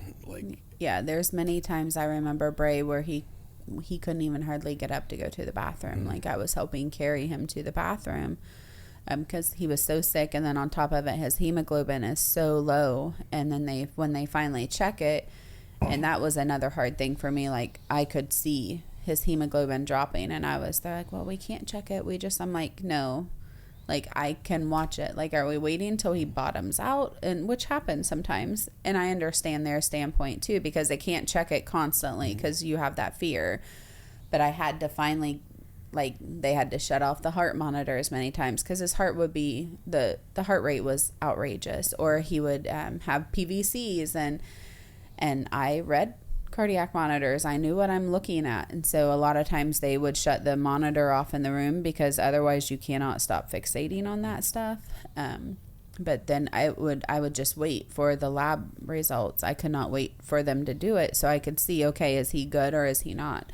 Do we need to get this blood in him? And some days there was moments where his voice was so faint because he was so exhausted, wore out. His mouth was so white, and I knew we were waiting to get that hemoglobin back, and I knew it was going to be low. I would have to wake him up to go to the bathroom because, as you know, the methotrexate hits hard on the kidneys, and he had already had some major issues. Labs had already shown that his kidneys took a big hit. So we would almost have to prompt him to get up and use the bathroom to make sure the kidneys weren't just going to stop at any point. And he was too weak to even go to the bathroom. And so it would take us carrying him almost to the bathroom or lifting him up to put him in the wheelchair to get him to the bathroom, which was exhausting for him, to find out like that, yeah, it's the hemoglobin, but 5 hours, 6 hours later, after some blood, then you turn around and your kid's back on his video game and he's playing with his friends or FaceTiming with them. It was very emotional, the ups and downs that we seen with him. But you were so thankful for those blood products and everyone that donated. Like, it was just a godsend because we could have lost him many times. If it wasn't for those donors, we would not have our son. So it's like, it was such a blessing because we knew where our son would bounce back. But it was also hard because one minute he's so low and then the next minute he's okay, he's back, he's Braylyn again. So yeah, and it just becomes this unbelievable cycle that you get in, and it's crazy how the mind can adapt to that being the new normal, because it's you keep talking about all these things he's experienced, and in my brain I'm like, yeah, I remember that. And it's just wild now because I'm a good ways removed from that at this point. I mean, it's still sometimes feels like it's yesterday, but I don't actively spend a lot of time thinking about it anymore. And then you talk about those circumstances. It's just wild how it just takes you right back there, and how I remember how that used to seem so normal. I'm sure you guys can relate to that too. Yeah, I remember thinking many times it actually scared me how I wasn't scared anymore. Like, because you are in flight mode that you can't be afraid after a while. And there was many times I would look in his mouth, or I'd have him open, like, stick out your tongue, Bray. And like the time whenever I went out with my friends and I came home and he was so, he was really fatigued that morning, but he was almost like he was just exhausted. He was wore out. His body was so frail. And so when he got up to go to the bathroom, the first thing I did was I was like, hey, stick out your tongue and let me look. Well, his tongue was white. His gums were, it almost took my breath away to see how pale. And that was the first time that he actually ended up having some internal bleeding because his hemoglobin, his platelets was so low. And so I remember that was like a gut punch, and I was so anxious and nervous. And then I knew, like, his platelets are so low. If we're in an accident on the way to the hospital, that could be it. Like, all it will take is one person hitting us and him getting a cut. Like, what in the world are we doing here? Like, it was so scary and hard for that. But I remember eventually you're not scared anymore, and you just kind of, it becomes your new norm. Like, okay, stick out your tongue, like, you're pale, let's get to the hospital. We had it down to a science and we knew which day it was going to even be. Like, it was so, people around us did not understand. They're like, what do you mean, like, his counts are going to drop? How do you know that? I'm like, because we've documented everything. And we would study it, and we knew what day his appetite was going to go. And so if he was hungry or a special occasion was coming up, we would make sure, like, hey, let's go get you something special to eat now. Because I'm sure, as you remember, your appetite even was a big thing. Your taste of food has changed completely. So if you mentioned probably to your parent, like, hey, I want this, your mom and dad probably made it happen. Yeah.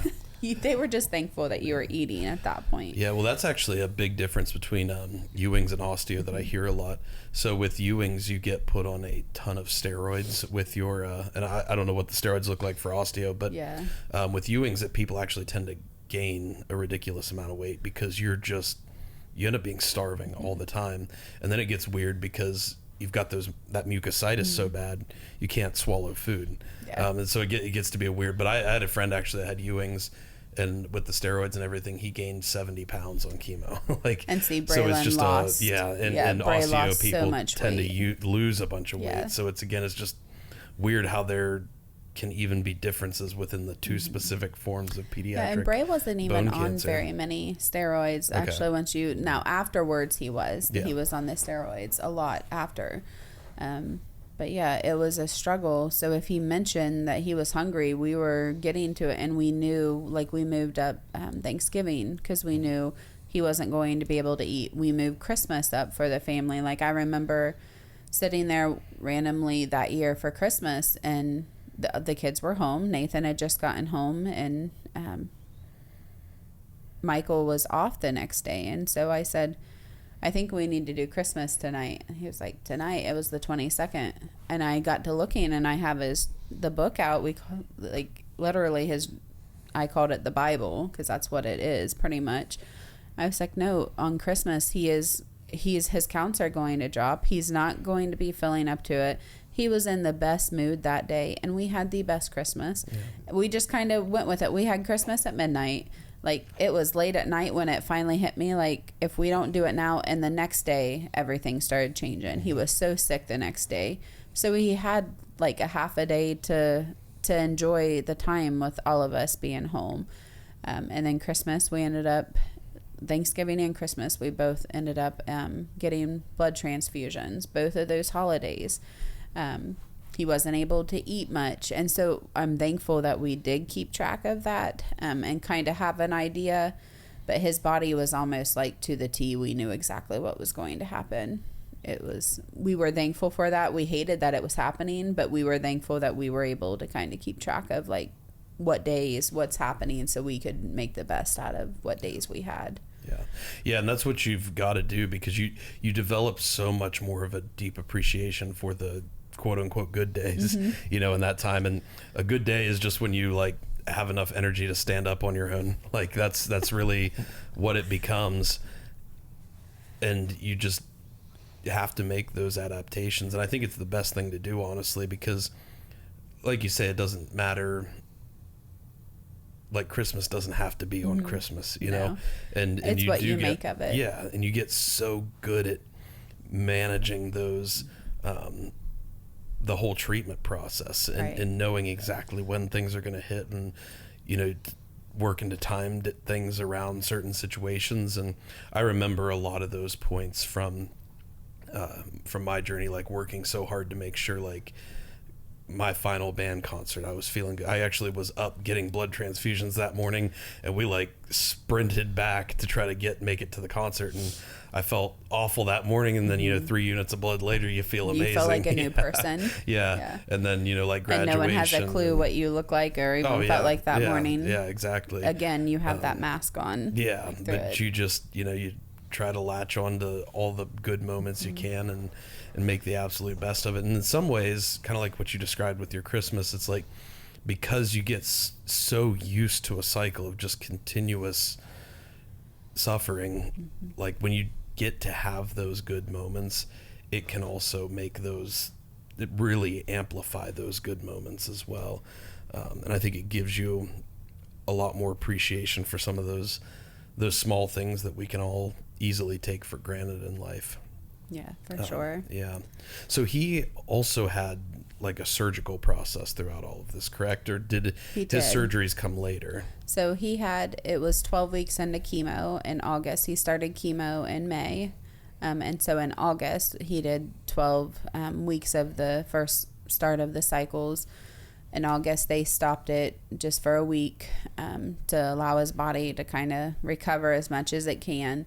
And he was very sick the week before that, of course. So we tried to cram in a little bit of extra stuff before that. And so he went in and had an allograft. And what they did was they removed a good portion of his femur. They removed, if I remember right, almost 7 inches. It was like a little over 6.5.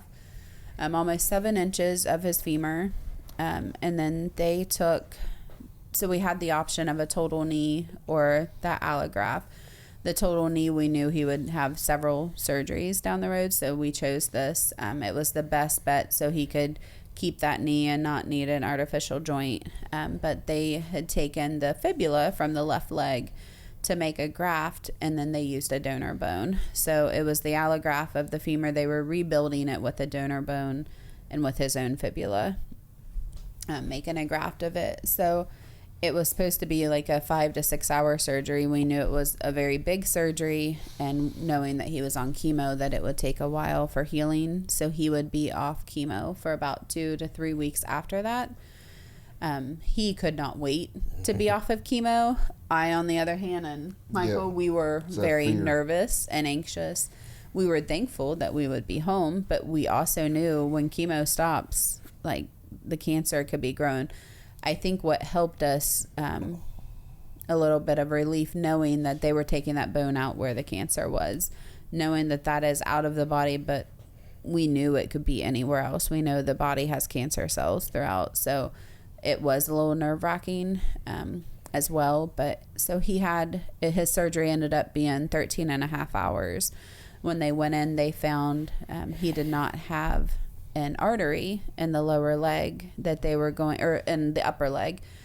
So they had to go through the lower leg, and they did an art loop, and they had to bring that artery up because they had to have blood flow going, or else that donor bone and the fibula graft was going to be pointless. It was all going to die. So they had to bring his artery up from the lower leg, which was a huge deal because now he had a huge incision that went clear up to his groin, on the inner thigh that should not have been there, and then the lower leg as well. So now we don't just have the upper femur large incision during chemo and the left lower leg a large incision. We now have 2 huge inner thigh incisions. So that was very nerve-wracking for us, the surgeons, everyone, because now we have 4 large incisions. And I remember at one point they measured all of them. I cannot even think of how many inches, but each incision was almost 12 inches at the very least. Like the lower one was the smallest. I think that was at 9 inches. So this is a lot of wounds that can open with chemo. And so that was the first thing. It was very scary, knowing that his body is slower healing, knowing that we're struggling already to keep his body healthy, his immune system, the hemoglobin, and now we have these wounds to worry about healing, when we know his body is very slow right now due to the chemo. But he did phenomenal. He was up walking the next day. He was in a lot of pain, but again, he wore that mask very well. I have one of those videos, and it's hard to watch because he was telling the therapist, like, I'm hurting, and the therapist, doing the job that he's doing, has to keep pushing Bray. And Bray is so young. Like, at that age, I'm like, how did he not just crumble? But he was so strong. Like, he kept pushing through, and they were talking about what his favorite food was, and that kind of kept him going. And the therapist was wonderful, but I just remember thinking back, like, how hard that had to have been for him. He has these incisions everywhere, in severe pain, and here we have him up moving the next day, because if we don't, his body's going to, like, the muscles are not going to be working the way they should be, or the joints are going to lock up. So it's a lot for his body that's already struggling from the chemo, so weak and frail. And then we did this major surgery. We cut his bone out, but we have him up moving the next day. Yeah. I'm like, how is this even possible? So as a parent, that was very hard, because we wanted to say, like, just leave him alone, let him rest a little bit. But we had to be the hard, stern ones too, when Bray was exhausted and tired, and it's like, I really don't want to do it today. Can I skip it? We had to be those hard. It was hard for us to say, no, you have to get up, even though we knew how much pain he was in and how much that was a struggle. So he did really well he recovered as much as he possibly could during chemo. He was still non-weight bearing. He stayed non-weight bearing for 6 months. And so we got annual x-rays. We followed up with the orthopedic oncologist, but we did not see any new bone growth at all during the chemo cycle, which we knew that was a chance. We knew we would probably hopefully see it after the fact.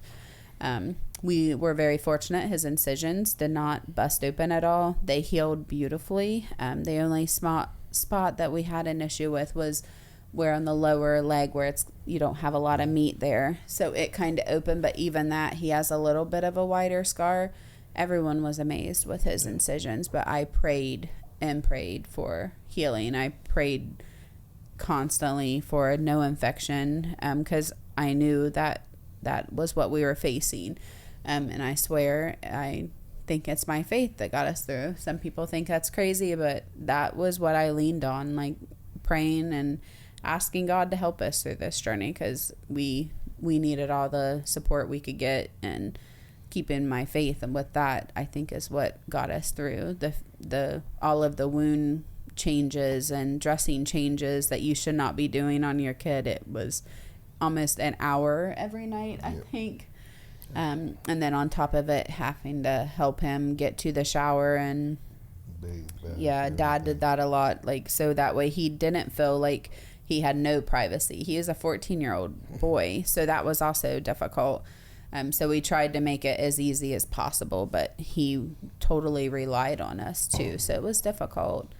At the end of when he was finished with chemo, it was a total of 34 rounds of chemo, and the cycles, there was a total of 34. That was in January when he rang the bell, and they did a final x-ray, and there was still no bone growth. And so they had discussed, like, what do we do, or he may have to stay non-weight bearing. At that point, we were told he probably would not be able to weight bear until December of the following year. Wow. We're looking at now a full other 9 months of our son in a wheelchair, even though he was done with chemo. And Bray was frustrated with that. He wanted to get up. He was on crutches here and there, but he could not weight bear at all. So it was hard for him. He would have to constantly pull that leg up, which everything's not healed. So anytime it moved, he had pain and swelling. So we finally got the okay. They allowed Bray to start physical therapy and like toe touch weight bearing. And we were hoping that we would see some bone stimulation from that, which fortunately we did right away. We started seeing the bone stimulation helped. He was getting some new bone growth each time we went for an x-ray, and so he was doing amazing. Bray ended up returning back to school in February. I think it was about 4 to 5 weeks after ringing the bell. Yeah. Mind you, he was doing all of his work. He was a freshman. He was doing it all during his chemo admissions. He wanted to stay caught up, and he did. He took all of his classes. He kept up to par with the other kids, and so he wanted to get back into class as soon as he could. So he went at the end of February. And that's February of 2022. Of 2022. Okay. So he finally got back. That was his first day of freshman year, which had to have been difficult. It was very hard for me. I remember dropping him off the first day.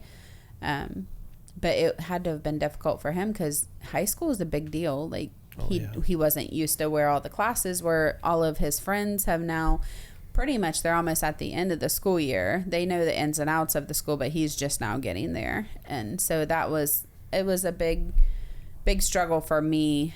He made it look easy, but I think looking back, he did share sometimes like it was difficult or hard because he was in a wheelchair and he was on crutches. And so it was difficult, but it was also nice for him to kind of get back in the groove of things and be with friends.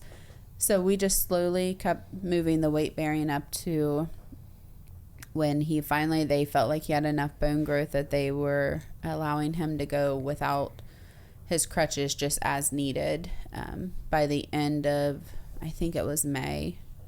So he was, that whole summer, we made the best of it. We went to the beach. He was still on his arm crutches, like not the, you know which ones. Oh, yeah, yeah. It just to help him get around. We went to the beach. We discovered very quickly the beach is very Sand difficult. and crutches do not mix at all. But that's where Bray wanted to go. He had missed out on vacations and everything, and he wanted to see the beach. The waves were too strong. We couldn't even get in them because we were all on guard, like, oh gosh, if that leg snaps.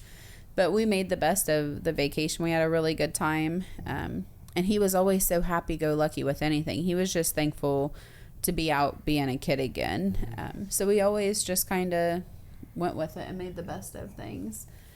And that year, I think in August, was the first fracture that we had discovered. He had started having some pain, and it was odd because it wasn't in the femur, it was in the lower, the tibia. So he had a stress fracture that they discovered. Is this on the side where, because I know you said he had a fibula get taken out. It was the opposite. Oh, okay. So it was so crazy to us. Yeah. And so then I have the fear of, what if the cancer is back? Like, why else is there a bone fracture in somewhere where the cancer wasn't even at, not where the fibula was taken? The tibia is a pretty big bone for just having a random stress fracture clear through it. So we just had to be very cautious. He was back in a boot, back on crutches. He was frustrated. So he had these stress fractures on and off pretty much through the end of 22 and going into 23 as well. And I was questioning if we were making the right decisions, if the stress fractures or the new fractures was because of, we took a fib, we moved things, we did a lot. And as a parent, that's when you start second guessing yourself. Did anybody give you a lot of options as far as this? Because this is a common thing with bone cancer. The chemo is pretty much there. Like you don't get a lot of option in that. But I know, like when I went through it, I had like a limb salvage option, they called it, where I would have kept my leg, but it would have been a lot of that, like moving things around, taking things out, that kind of stuff. That's what Bray's was considered. Yeah. And then they gave the amputation option. They also had a radiation option as well. And everybody's, got to weigh those options for what they think's best for them. But did they give you a lot of options? Because I know in more modern, like mine was over 10 years ago now, and I've heard increasingly in more modern times, a lot of times things like amputation or radiation doesn't even come up. It's all just like this limb salvage therapy, which works, I think, great for some people, and other people it is kind of that constant journey like you guys have experienced, where you keep trying to get one step ahead and then you go two steps backwards sometimes. I remember the conversation because we recently had this conversation again where we are looking back and thinking, what options were we truly given? And it was never ever laid on the table for an amputation. I remember the discussion saying, well, I imagine you want to save his leg and do everything. So we could do a knee and a total knee with a rod, which wouldn't be the most beneficial. Or we could do the limb salvage, which is a lot more, he'll be non-weight bearing. It's more in depth. But over time, it's going to be the best bet for him. That was the extent that we remember. And I remember, I think the most that I even remembered about the amputation was my insurance denying the limb salvage at first and wanted his leg taken. And I'm like, what in the world? I think that is the most that we even talked about the amputation, because I was frustrated because our insurance had denied the limb salvage and they kept going back like, why are we not looking at amputation? And I'm like, he's a 13-year-old kid that was just diagnosed. How could an insurance company ever think that they have the right to... Right. Like, we see it all the time where they'll say, I don't want to cover this medication yet. I want you to try this one first. I still don't love that scenario even, but it's like, fine, I can try this other medication. But an amputation is a pretty permanent thing. They questioned, so we had to go round and round to even get the surgery approved. So we weren't given very many options. Looking back now, I wish we would have had more time. We had sat in that room for less than 5 minutes with the orthopedic oncologist, and when he gave us the decisions, and I remember saying, can you give me more detail? And he would say the same thing over and over again, but I still wasn't understanding or comprehending. So then I even had my orthopedic surgeon that I work with, I had him call him personally and talk to him. And I was like, tell me what you would do. I don't know what to do. And I remember the orthopedic oncologist coming back into the room, after he stepped out after 5 minutes, we met him and he was like, this is what needs done. And I knew if we did the knee and rod, it would take 12 weeks because I had to do the measuring and they had to have time to make that. And I remember that's all he kept saying. We have 12 weeks. So you're doing that 12 weeks of chemo. So we need an answer now. Well, who can do that? Yeah. Unfortunately with cancer, you have to though. That's how quick those decisions are. So people like us are who can do that. But it's very difficult. And I remember just looking at Michael thinking, are we making the right decision? I don't know. And I even remember I kept questioning everything. So he walked back in and he said, Miss McIntyre, I can tell you're very on the fence. So I'll give you a couple of days. Think about it a little more. But let me know by next Tuesday, I remember. So it was like 5 days, I think. If we were going to go with the knee and the rod, he was giving us a little extra time because he knew he could pick up clearly. I wasn't sure what should be done. We decided to go with the limb salvage because we thought that was the best bet at the time. And still to this day, it probably could have been at the time. We don't know. Yeah. We made the best decision that we possibly could at that moment. Yeah. And I think yes, it was the right decision because you, like you say, you made the best decision with the information you had at the time period you were in. And that's all you can do because like you say, that's a huge part of not just cancer, but especially childhood cancer. Mm-hmm. You have to make life-changing split-second decisions. And they're telling you how aggressive. Someone else. About something that you don't know anything about for oftentimes somebody else that's not even yourself. Yeah. And it's so all you hard. hear is aggressive. That's all I can even remember. Even on the MRI, it said this aggressive cancer. And I remember asking whenever they told us that he was diagnosed, I'm like, how aggressive is it? They're like, it's one of the most aggressive. Bone cancer is very aggressive. It's growing probably as we speak. And I'm thinking, oh my gosh, like we don't have days. And so when I was given those couple of days to think about, I was thankful, but of course Bray was still going through chemo. That was when in the very beginning. But then your mind's not even in the right place or mindset to even make those major decisions. I almost feel like you're just grasping for straws and hoping and praying that you're making the right decision. And like you said, at that time, I look back, I've questioned a lot lately, especially this year, like, was that the right decision? I think it was for that time with what information we had. I wish I would have had more time to research it a little more, but at that time you are literally day by day. And I don't think even someone newly facing this, I don't think they have the time to research it because you're literally tomorrow. Braylon was probably like the next day after that, Braylon was probably fighting with another issue due to chemo that we were trying to battle that, or another sickness, or another having an issue with like needing to be rushed to the hospital to get blood again because he had internal bleeding. So there was always something. So I didn't truly have the time to research. It's not like you or I, let's look into the surgery that's not needed right now. We can take a month or two. Yeah. That's not how cancer works. Oh, no. You don't get that kind of time. Mm-hmm. And you know what's wild about it, to go back and think, you know, it's easy to say like, well, did I make the right decision? You know, are there other things I could have done? But, you know, looking at how things are today and what we'll discuss next is Braylon's more recent journey he's gone down of amputation. You know, if you had discussed amputation back then, I would almost guarantee rotationplasty would not have been on the table. Mm-hmm.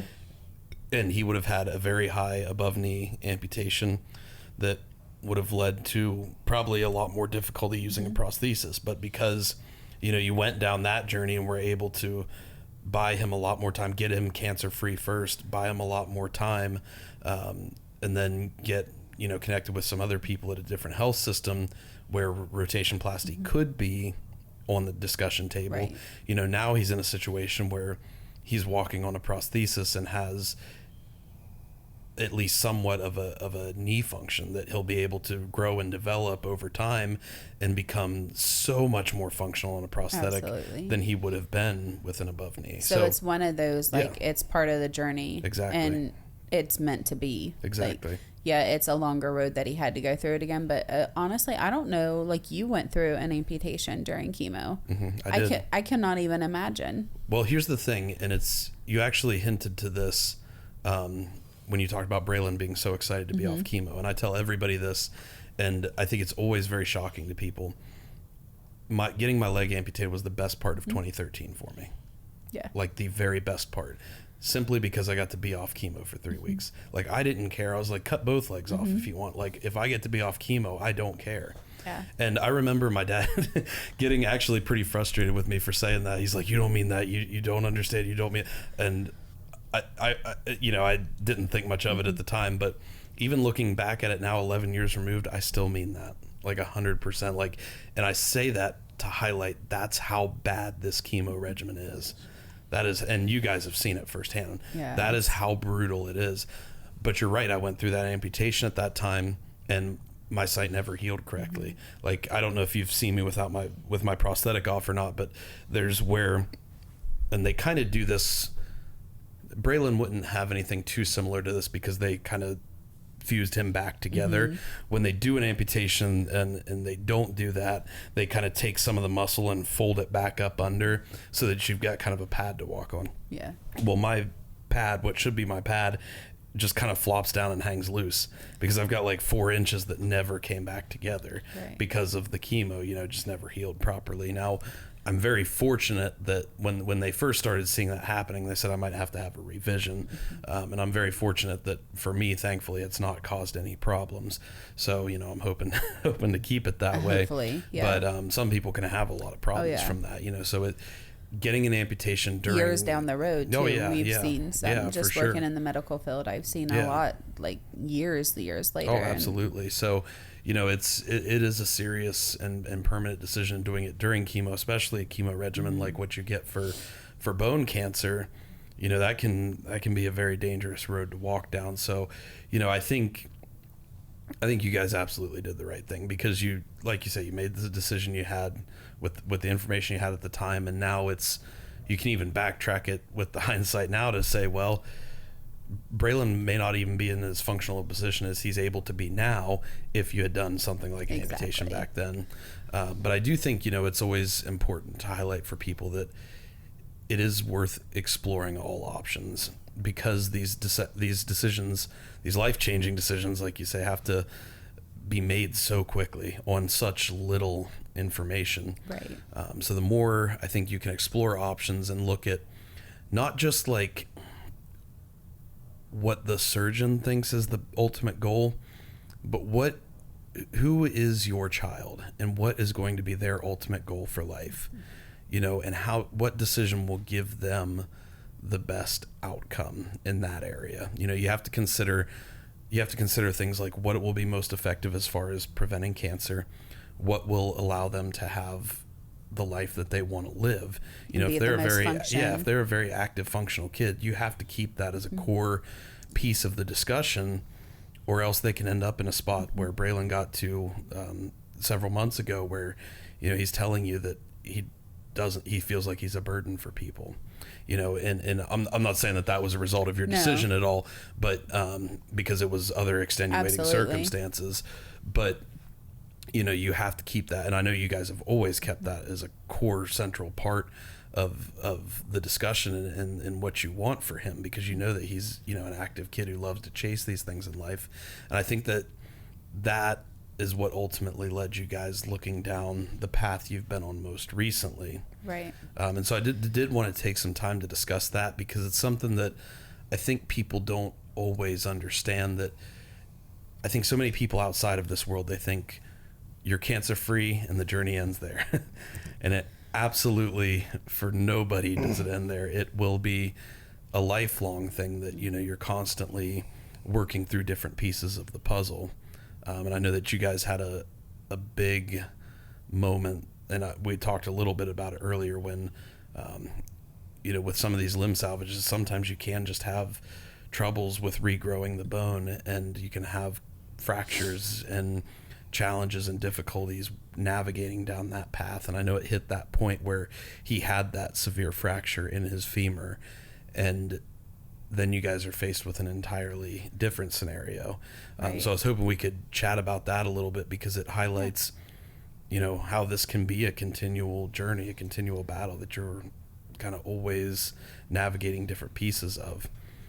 And I was wondering, like, when that first happened, was there that thought or that fear that, what if the cancer's back? Does that enter your brain? Absolutely. Yeah. Yeah. Do you want? that was one of our biggest fears. And I think the surgeon, it was very frustrating because I felt like I wasn't being heard. And again, when you get that gut instinct, like that something's not right, his fracture started in February of this year, and it just kept refracturing, and then it would heal. And he's like, oh, he's doing great. He can go back to weight bearing again, and then it would snap again. And then it would heal and then snap again. It finally got to the point right before it snapped all the way through. Bray got a growth exactly where the cancer was to start with. He found the knot on the leg, and that's where all of the pain was coming from. And I remember just that gut punch when he pointed to it, and I felt it. That's what it was. I was feeling it. Because I finally got the doctor. I asked for labs to be drawn. I said an X-ray or an MRI or something needs done, a CT, because MRI, he can't really do much. It doesn't show anything because of all the hardware. And so he felt like he kind of finally said to me, we really probably shouldn't do a CT just for peace of mind. You're probably scared and nervous. He's like, I'll do some labs just to make sure, just to give you peace of mind, to show you that everything is fine. It's swollen. Mind you, his leg was double the size. He said it's swelled because he has an allograft. There's a lot of hardware. He's a kid. He's been playing baseball because he tried to play baseball. He wasn't running by any means. He had this like little hop, skip, and jump. He would go in the outfield and play, but when if he hit the ball, they'd switch out runners at first base. So he did have a little hop, skip, or jump. The lab showed that there was something clearly going on. There was a lot of swelling and inflammation. It was off the chart. And so we were heading home when we got that phone call and said, hey, you need to come back for a stat CT. We need to do it now. And so we went from the doctor pretty much blowing me off that nothing was wrong, that we had been there like now 3 times in 1 month almost, because the swelling was getting worse, then now he's doing a stat CT. And so all of the emotions come, and we know they're looking for something. We don't know exactly what's going on other than there's a lot of inflammation. And whenever we went back that evening, they ended up doing extra x-rays, and that was nerve-wracking because, mind you, everything in the hospital was closed down. It was 9:30 at night. They were staying over to do the CT. So we were back there by ourselves, but it had took like an extra hour, wasn't it? And so finally he was like, what is going on? And so the tech had shared, she was like, well, we have the oncologist on the phone and they're talking and they want more imaging. So then everything goes through your head. You've been there, done that. Yeah, you don't want to hear those words. Yeah. So you're trying to stay calm. We had just left from his follow-up. We went to Macy's for Bray to get his suit for prom. He was going to go to prom. And so that was I was excited that he was going to prom with his friends and everything. And so then that emotion ups and downs like all the time. And so now we're back sitting in Cincinnati at almost 10 o'clock at night and hearing that they had to do more x-rays, but you don't know what's going on. They were getting x-rays to get a better view. And so we finally got a call the next day that said there was something that they seen on the images and lab work that they needed to do a biopsy. They were pulling fluid off of the knee to check it, but no one else would tell us, like, what are you thinking? They didn't want to put the cart before the horse, pretty much. But in reality, I wish they would have just laid it out instead of trying to, I felt like they were trying to make everything better and make us not worry, when in return we were over the top. We had already had in our head, okay, cancer is back. Something is going on, because no one would talk. So they ended up doing... going back in for biopsy, drawing the fluid off because they thought maybe he had an infection in the knee. And so they were leaning towards that. The fluid came back when they aspirated it, that it was fine. There was nothing. There was just a lot of inflammation. There was quite a bit of fluid there, but it wasn't an infection like they had expected. So then that put us back to, well, it's just swelled. Give it some time. And I kept pushing because now we had went in that day before the aspiration, and I had randomly felt his leg, and that's when I felt the lump. And I said, Bray, when did that lump get there? He said, actually, I didn't notice it until now. And he actually spoke up and said that was exactly where the cancer lump was. And so I know it's going through his head, going through all of our heads. So finally, that day after the aspiration, the oncologist orthopedic came in and talked to us. And I showed him the new lump, and he said, we don't know right now what's going on. I think we need to do a PET scan to rule out and see if it could be cancer, if it could be a staph infection, it could be from the hardware, anything. Even though there was no open wound anywhere, they thought maybe there was a major infection going on through the leg. So we did the PET scan, and the PET scan showed a lot. There was just so much going on because of the inflammation. It was hard not to read into that. And that was the one that it said that it could not rule out reoccurrence. Mind you, we had that the year before as well. That summer, whenever we went to the beach, there was a spot in the same spot that it actually read, we cannot rule out reoccurrence. They were keeping an eye on it. There was a weird nodule. So now this is the second PET scan that we've had that says that they cannot rule it out, but the doctors are reassuring us that it's fine. Like, let it go. Everything's okay.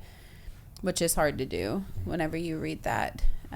So we just kept following up. He stayed non-weight bearing. Finally, they had did the PET scan did show what we were seeing was new growth. There was a fracture there, and it had started growing.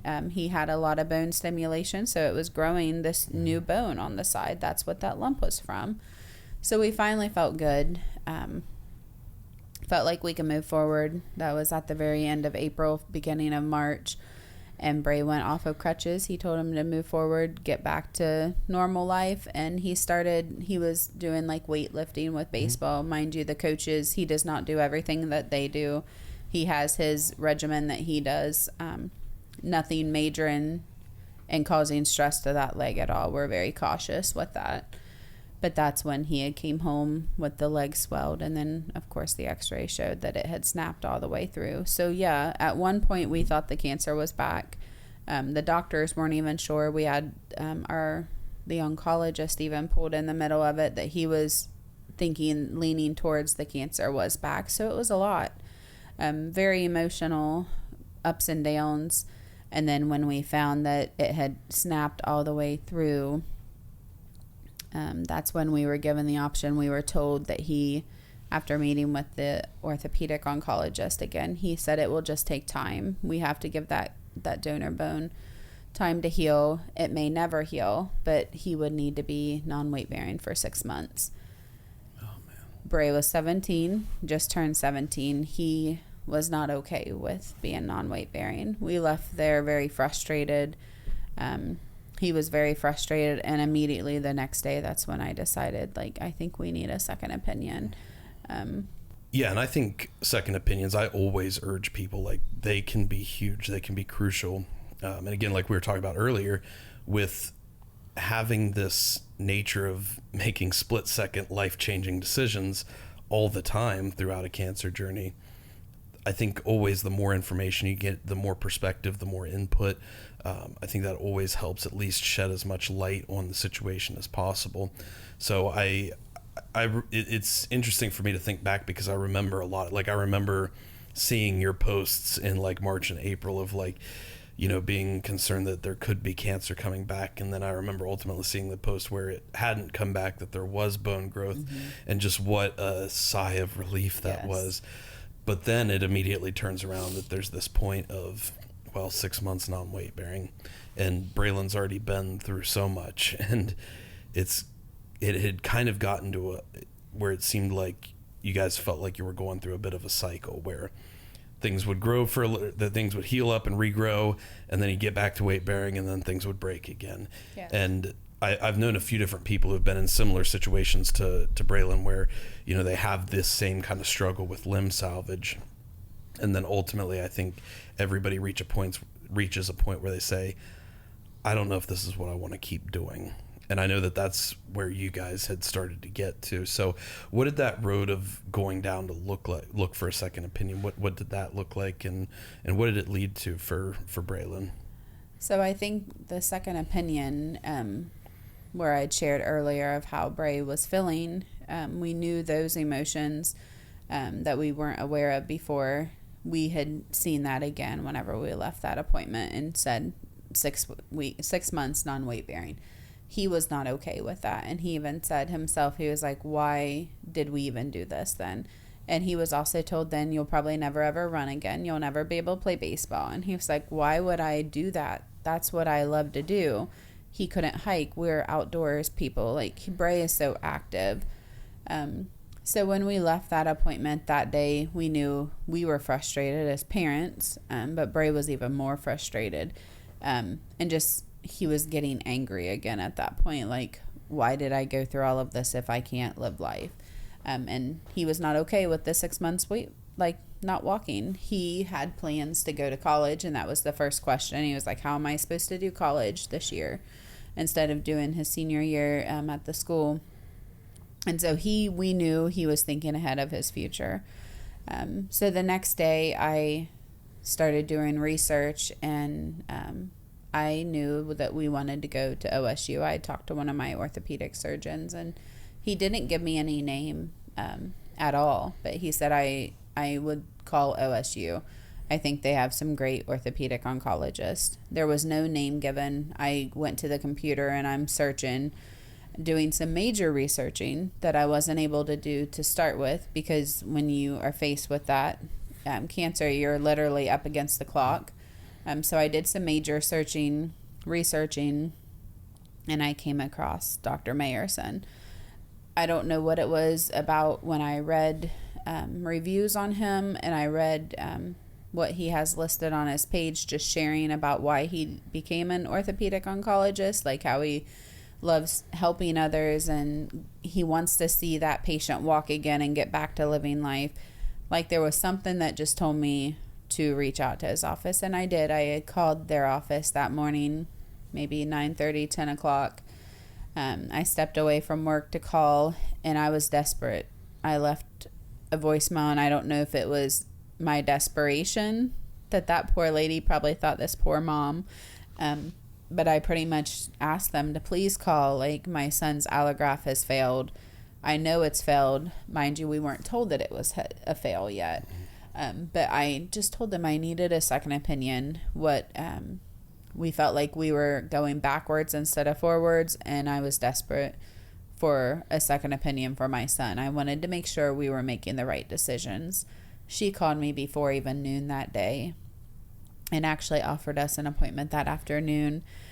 She was like, he can see you this afternoon. We ran it by him. We just need to get images. He said he will see you to take a look at it and see if there's anything what his thoughts were. We weren't able to make it that day, and he was going on vacation. So we had about a week before we could get in, and I was okay with that. That's fine. Like, as long as we're getting somewhere. And so that week went by pretty quick. We had met with one of my friends, Allison, that you met.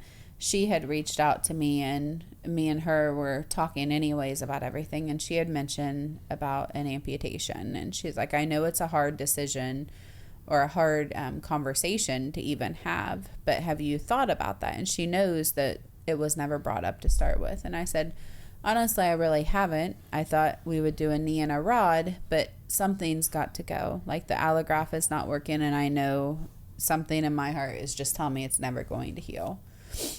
So we had some deep conversations about an amputation, which I even called you. I spoke with you that night. As parents, we were caught off guard when Allison did bring it up, but then after we got to talking about it, I don't think we were as shocked. No, I just didn't think that we were that close to going down that road. I mean, who is ever? But yeah, that was the night I realized that we were probably going to end up with an amputation. Just because it made the most sense overall until we got to Dr. Mayerson. I think I was still a little like, I don't think so. Michael, on the other hand, he actually said that night, he's like, I'm pretty sure this is the route it's going. Because I said, I don't know, maybe a knee and a rod would, like the total knee would work. He said, I don't think that's going to be the option. He felt more like the amputation would probably be the discussion. So we went to the appointment. They were wonderful, very welcoming. It was a huge, like, it's at the James. It's huge. Cincinnati Children's is huge too, but mind you, we've went there for 3 years, so it was the second home to us. We knew the ins and outs, so this is all new to us. So that was difficult. But the minute we met Mayerson, the first words, he was super nice, wonderful. But the first words he said when he pulled up the x-ray, he said, so this is a failed allograft. It's never healed. And it's going to continue to fracture because it actually didn't. There was like a union fracture. It was not healing because it did not have the right blood flow. It just never got that way, probably because of the long-term effects of chemo. Not that it was done wrong with the orthopedic oncologist previously, just that unfortunately it was not in the cards for Bray to heal. I wasn't shocked, and it didn't even hurt my heart to hear that it failed because I already knew that I had that feeling. It was almost a relief to know that we... That's what I was going to say. It had to be like almost a relieving feeling to just hear like, this is what it seemed like to me, and like, okay, this is what it is. Now let's move forward. We can move forward. Yeah. That was the big thing because we were just stuck. Yeah, you feel like you're spinning your wheels, trying the same thing over and over and over again, and eventually everybody's going to start questioning, like, is this even going to work? Is this what I should be doing? Like, I don't want to spend this time doing something that's not going to work out, because especially like with Braylon being a very like special part of his life right now. Like, he's coming into being a senior in high school, or at the time he was coming into being a senior, you know, wanting to go to college, wanting to, all of these very important future events are coming up for him, and he can't just afford to, or you don't want him to have to afford just spending 6 months at a time non-weight bearing if it's not going to lead anywhere. Right, and he even said those words to us. He said that he had already lost so much of his life. He's like, I don't even feel like I was a teenager. Like, I lost so much of that, so how am I supposed to give up more? I've literally not had the years of a teenager, and he didn't. He missed so much of it, and so we knew that something had to give, and so that's where the second opinion came. When he told us that it was a failed allograft, even Bray, he just looked like, okay, now what? He brought up options, and one of the first ones was, he said, I'll lay it out to you. It's there was 4 options for the above the knee amputation, which we knew it would be a high amputation because his allograft already is the majority of his femur. We knew that would be difficult for a prosthetic long term. That was an option. He had mentioned that there was the total knee with the rod, but he did not suggest that. That was one of his least favorites because the rod and the knee would need replaced multiple times if it even took. And he explained that femur, we're not even sure with what we have to deal with to start with. And then he had mentioned a rotation plasty that, mind you, I have never even heard of. I was caught off guard a little bit when he started explaining it, and it's something we didn't discuss with me, you, and Allison and Michael. We didn't even bring that up. And afterwards, talking to Allison, she said, I almost did, but I thought that's a little much. She's like, honestly, I didn't even think that would be brought up because it's very rare. So he pulled up on YouTube to show us what a rotation plasty was. And he also pulled up a video of a little boy. He was 12 or 13 at the time that had the rotation plasty, and they did a recording on him and shared it in the past. And so he was able to show us he played baseball, he ran the bases. And I remember I started crying. I got so emotional. Just seeing this child running these bases was amazing because, and then in my head I was thinking, why did we not know about this a couple years back? Because that's the first thing you want to think about, and as a parent, your mind goes to that, like, how could we not have known about this? And so when we left the James that day, there was a lot of silence. And I remember walking out the front door and I said, Bray, what do you think? And he said, I think I will not be having the rotation plasty. That's his exact Yes, words. it Yeah, was. well, it's a really shocking thing. Like you say, you guys never heard of it. Most people, like, there's probably even surgeons out there that have never heard of this before. And for you guys listening, what it is essentially it's a very specialized, unique form of amputation. And not many doctors in the world can do this, where they basically they do an amputation below the knee, and then they do an amputation above the knee. They basically remove that whole knee joint. They take the lower part of your leg with the lower leg and ankle and foot, and they turn it around backwards and reattach it. And we'll put a link in the show notes to a video that describes this so you can visualize, because sometimes it's easier to visualize than to hear it explained. But they take that lower leg, ankle, and foot and turn it around backwards and reattach it to the upper leg. And in that way, the ankle and foot now become a knee joint. So you get to operate somewhat as a below knee amputee without, so you still have somewhat of a knee joint. You can build a prosthesis around that, and it gives you a lot more function and control over your prosthesis than you would be just as an above knee amputee. But it is a very specialized surgery, a very difficult surgery to do, and one that not a lot of people out there can do. And I don't think rotation plasty was even something I had considered, because I had only met a couple people in my life that had that. I knew they were incredibly functional people, but it's not even what my brain immediately jumped to when we were talking about things with Allison. And then I do remember when I first heard that was on the table, it like all came back to me. I was like, oh yes, I think this could be a really good move for Braylon, and just like who he is and what he wants in life.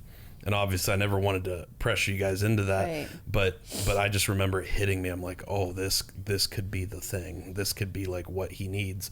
And what was wild to me is I remember when you told me you met with Dr. Mayerson, because that is the very same doctor who did my amputation 11 years ago now. It's one of those God things. Just how did that in the ever journey, even line up? It's part of the story. Yeah, and I didn't even know he was still working as a surgeon these days, because I knew he wasn't young anymore, and I didn't know if he'd retired or anything like that. But I just remember we had such a good experience with him, and felt that he had really laid out all of the options for us. And he's really particularly good, I think, at looking who is the patient as a person. What are their loves? What are their passions? What are their goals for life?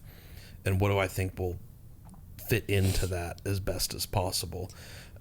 And I remember when you told me that was the doctor you met with, I felt so relieved, because I was like, okay, I know that they're at least in good hands of somebody who's going to give them every option and what he really thinks is best for Braylon as a human being. And so that was good for me to hear. Yeah. It was good.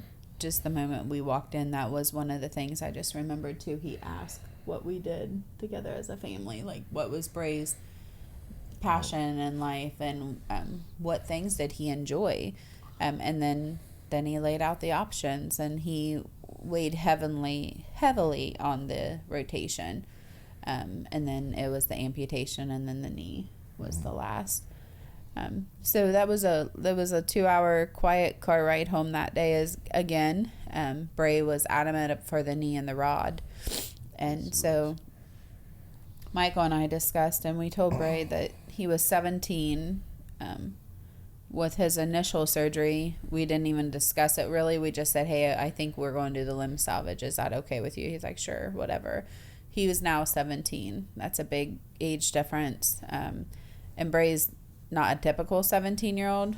Bray is a more, I'm not saying he's more mature than others, but Bray has seen life a lot different. You gain a lot of maturity going through something. Yeah. You couldn't help but gain a lot of perspective and maturity on life. Yeah, for sure. He's had a complete different lens on life than most 17-year-olds. So we discussed that as parents, and we wanted him to make that decision. But I also didn't want that stress being on him.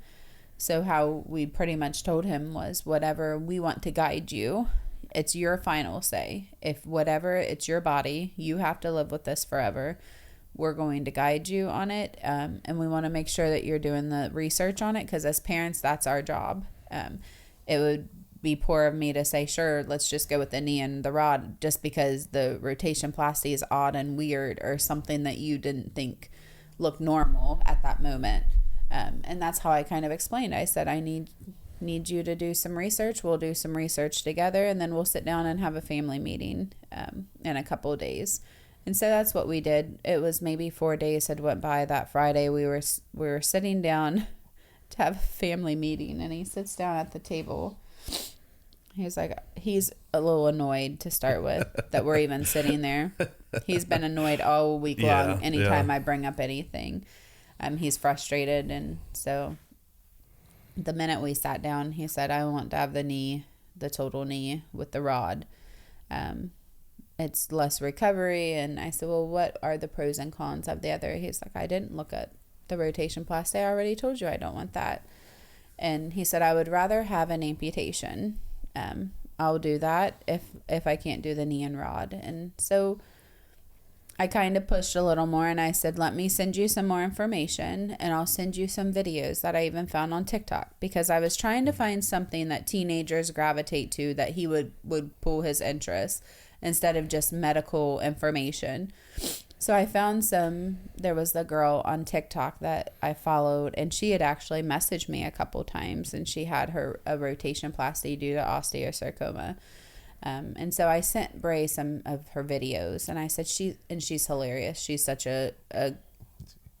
such an inspiration to watch for kids that go through that. And I knew that would catch Bray's eye. I knew that watching him, I was like, just watch Laris's videos. It's pretty amazing what she can do. She does not let it stop her from anything. She is not a bit ashamed of that leg. She does not care. She'll pull her prosthetic off and act like she's beating someone coming through the door. Like, she's so hilarious to watch. Like, she's just funny. She doesn't let it stop her. And so I sent those to him, and he was kind of looking into it.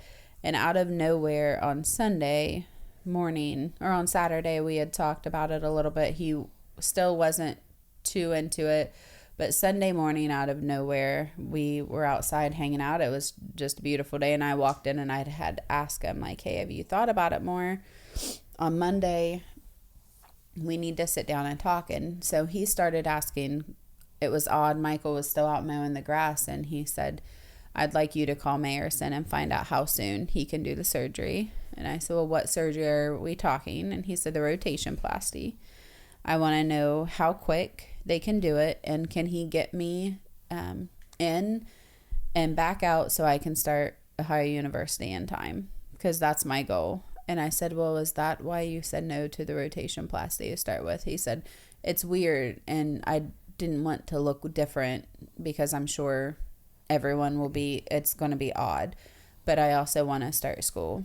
And so I think that was one of his biggest hangups, was he wanted to start back in college in time, because he knew how it felt like starting behind when everyone else did the first time.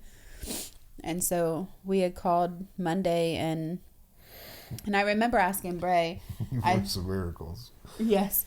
It's amazing how everything happened. And I remember that Sunday too, I asked Bray, I said, what happens if they want to schedule you? And he just looked at me. He's like, then you do it. I said, okay. He was like, is there a reason why I can't cancel? I mean, it's not like I'm signing my life away to get my leg cut off. I said, no. He said, then just call. If they want to schedule it, and I'll cancel if we need to cancel. So Michael was completely shocked when he walks through the door, and I'm like, we were having the first real conversation about it. And again, Dad's outside mowing grass, but I couldn't get on the phone or go out and stop the conversation, because I knew if I walked out of that room, that may shut him down. Mm-hmm. So I had to keep the conversation rolling. We got in deep areas, and Michael came in, and he was able to join in, and Bray was openly talking about it. He still wasn't 100% sold on it, but he was tired of hearing it, and he knew that something had to happen. And he was frustrated, and he even told us that who wants to lose their leg, but he knows it has to happen. And so Monday morning, I made that phone call, and by 1:00, we had a surgery date, a pre-op appointment, everything laid out exactly. Like, I had a Mayerson on the phone talking to us, and it was happening very quickly. Very, very quickly, actually. And I remember I reached out to you. I reached out to Allison to kind of give you guys a heads up. They did give us a week and a half, but they wanted it done soon because we were told the longer that the allograft is not healed, the higher chance of an infection happening, and they could not believe an infection hadn't happened yet. But again, or a blood clot. His leg was huge. So we knew it needed to happen quick. It wasn't as quickly as cancers in the leg, but there's a very high chance of a fracture, which is not going to be good, or an infection. And so we loaded up in the car, I think just days later, and we went to the beach just to have that last final vacation. I think we all needed that. He said it was the last beach trip with his knee. Yeah, with his full leg. And we had the best week. And that's when he was finally able, because we hadn't shared with the world yet. Everyone that followed Bray's page, they weren't sure what was up. We hadn't shared for a while.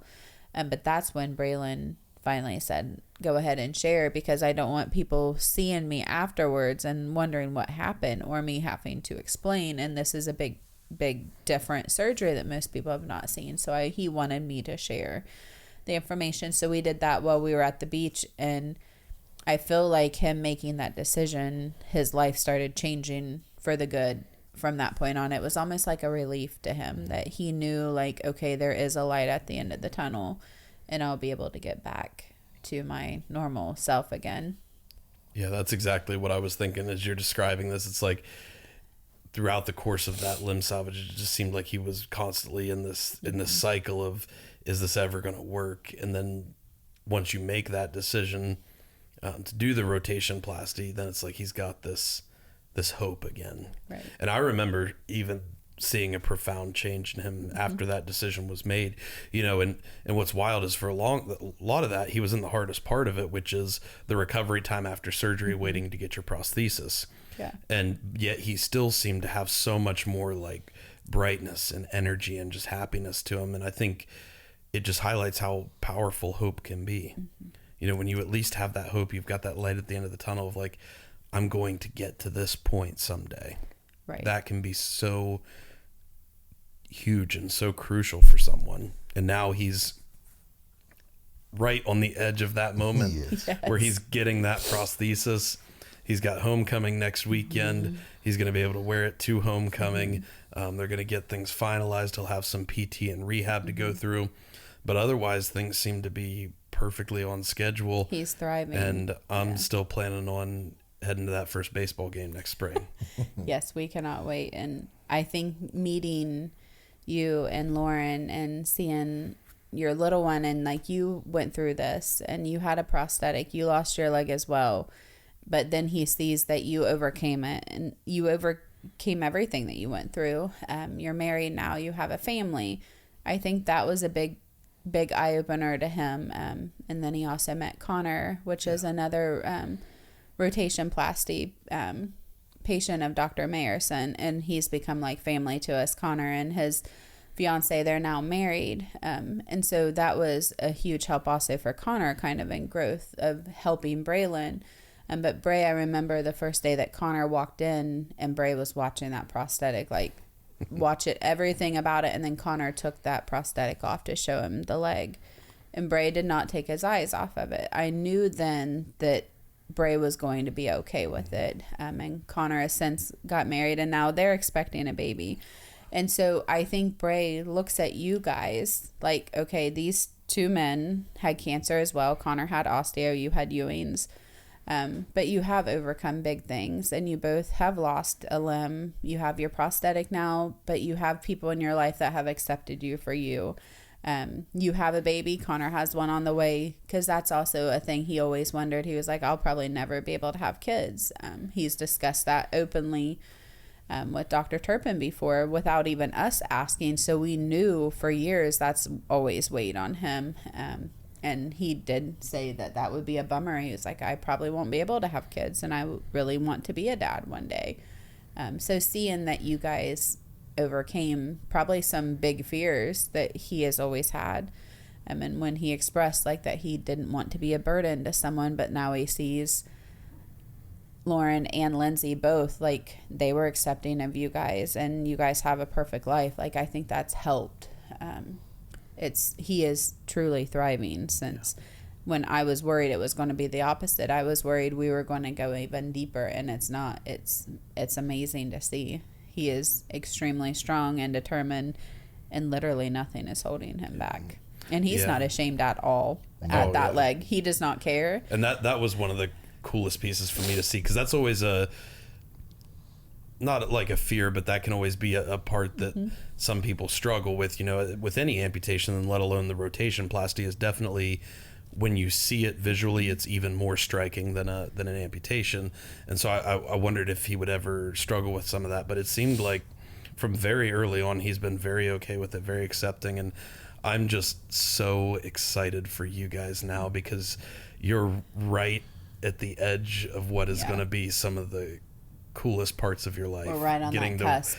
Getting to watch him just explode over the next, however many months, into how much function he's going to gain back. And what's so cool about all of this, you talk about how he's been able to look up to Connor and I, and what's so cool about all of this is he's going to be able to do that exact same thing for other kids in the future.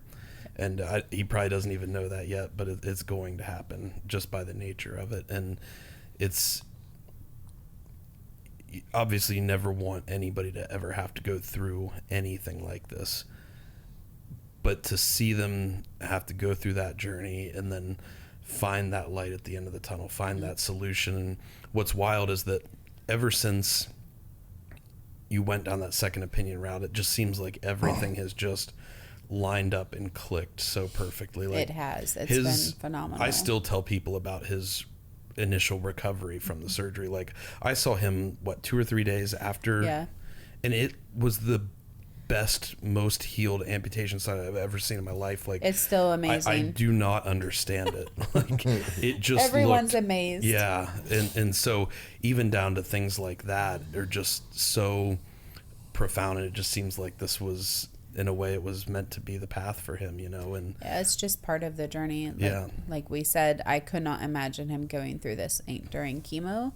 So it's like, I think it was just meant to be. Like, this was his path, and it was rocky. It was hard.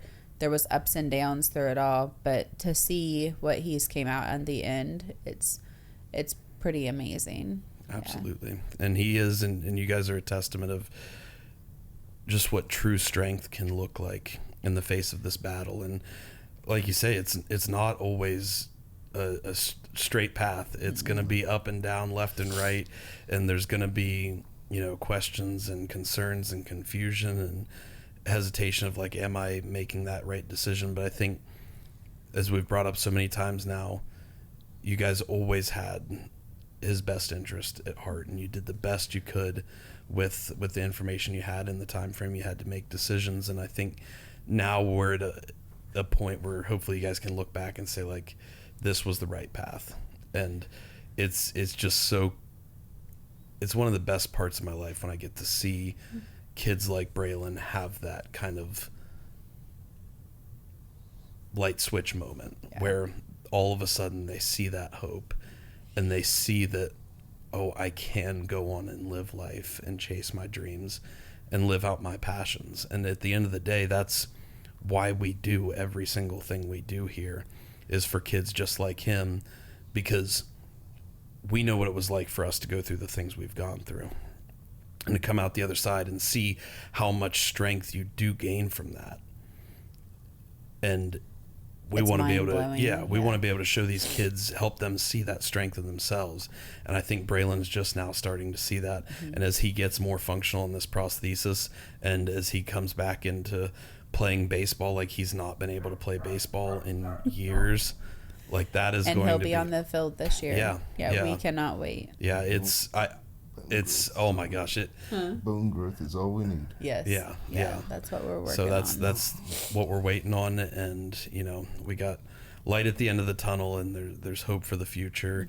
And it's awesome to see him in this phase of his life, and I know he's going to be able to go on and do amazing things with this. Whatever direction he chooses to chase that in, he's going to be an incredible inspiration and an example to so many people of what somebody can overcome, how they can overcome it, and what kind of dreams they can achieve in the face of it. Absolutely. Yeah, he always says, if I can do this, anyone can do it. Yeah. We're currently, one of our good friends that is battling Ewing sarcoma for the third time, Kyle Redder.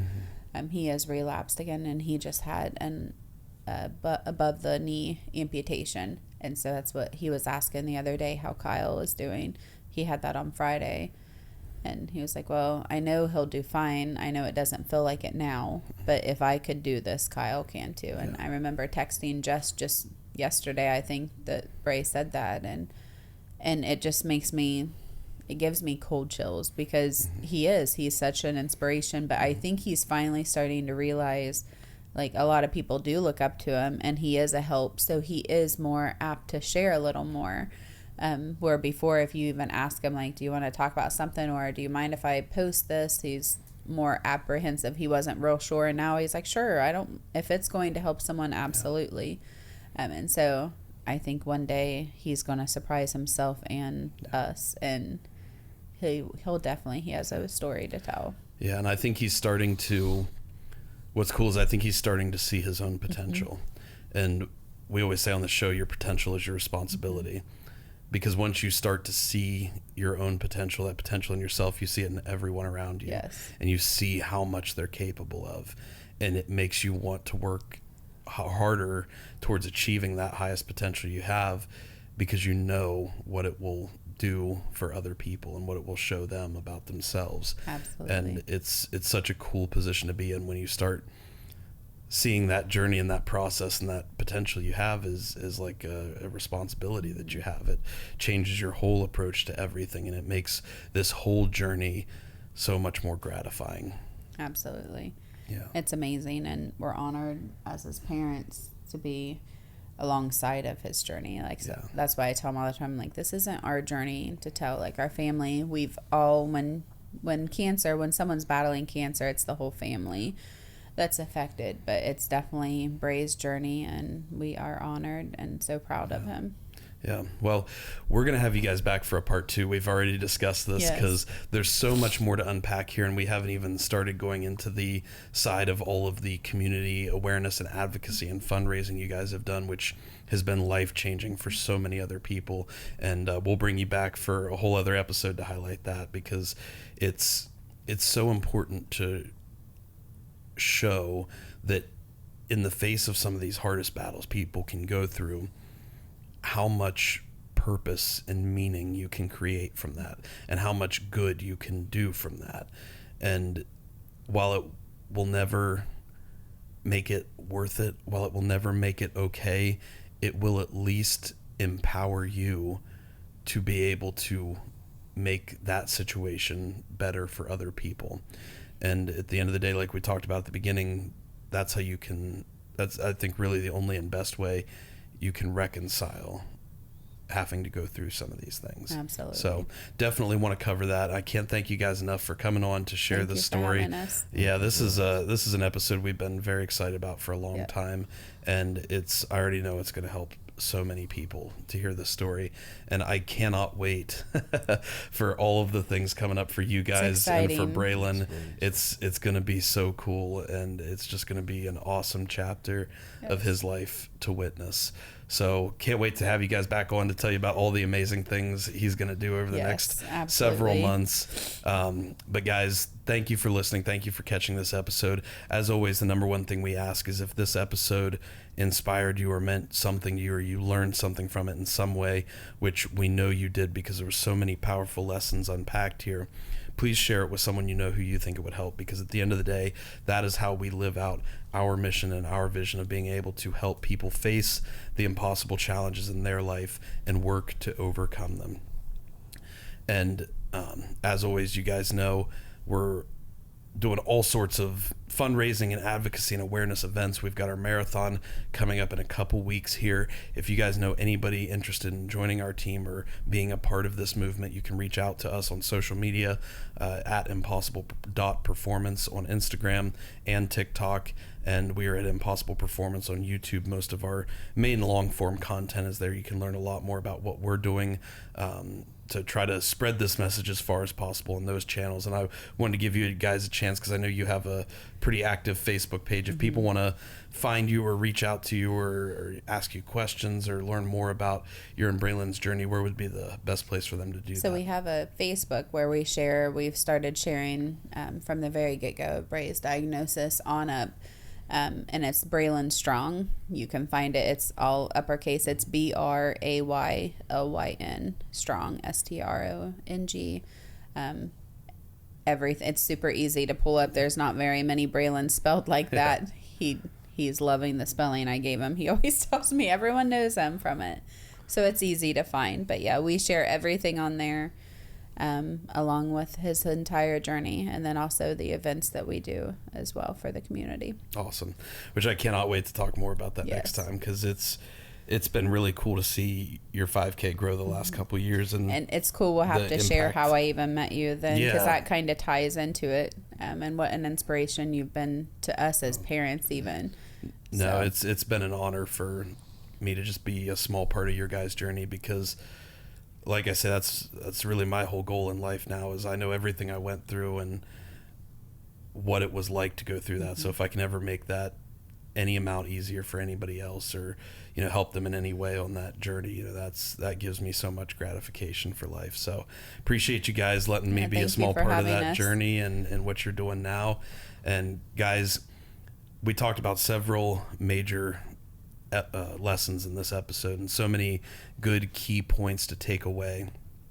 But I think one of the things that strikes me most, that I felt us keep coming back to, is that we all have so much strength and innate potential within us, and we have so much physical potential, but we also have these potentials and abilities to train up and build strength mentally and emotionally and spiritually, and we can always work to grow and develop in those areas.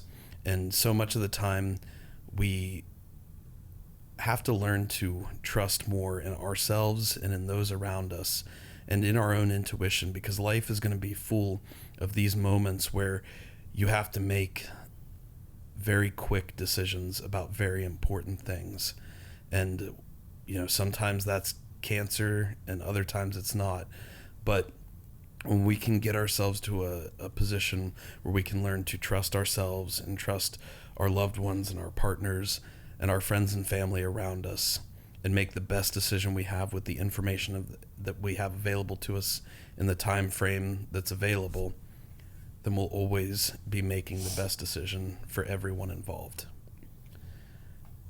And we know that we feel that so strongly because we're always working to grow in these areas. We're always working to spread a message where we can show people that your potential and your limitations and everything you want to chase in life is not confined by anything other than what you allow it to be. And when you open your mind to that own potential and that own strength that you have within you, you will be amazed at where that journey will take you. Because at Impossible Performance, we're striving to build a global culture of strength, fostering a spirit of growth in constant pursuit of the impossible. Thank you for listening, and as always, be impossible. That was awesome. Thank you. Thank you. Yes.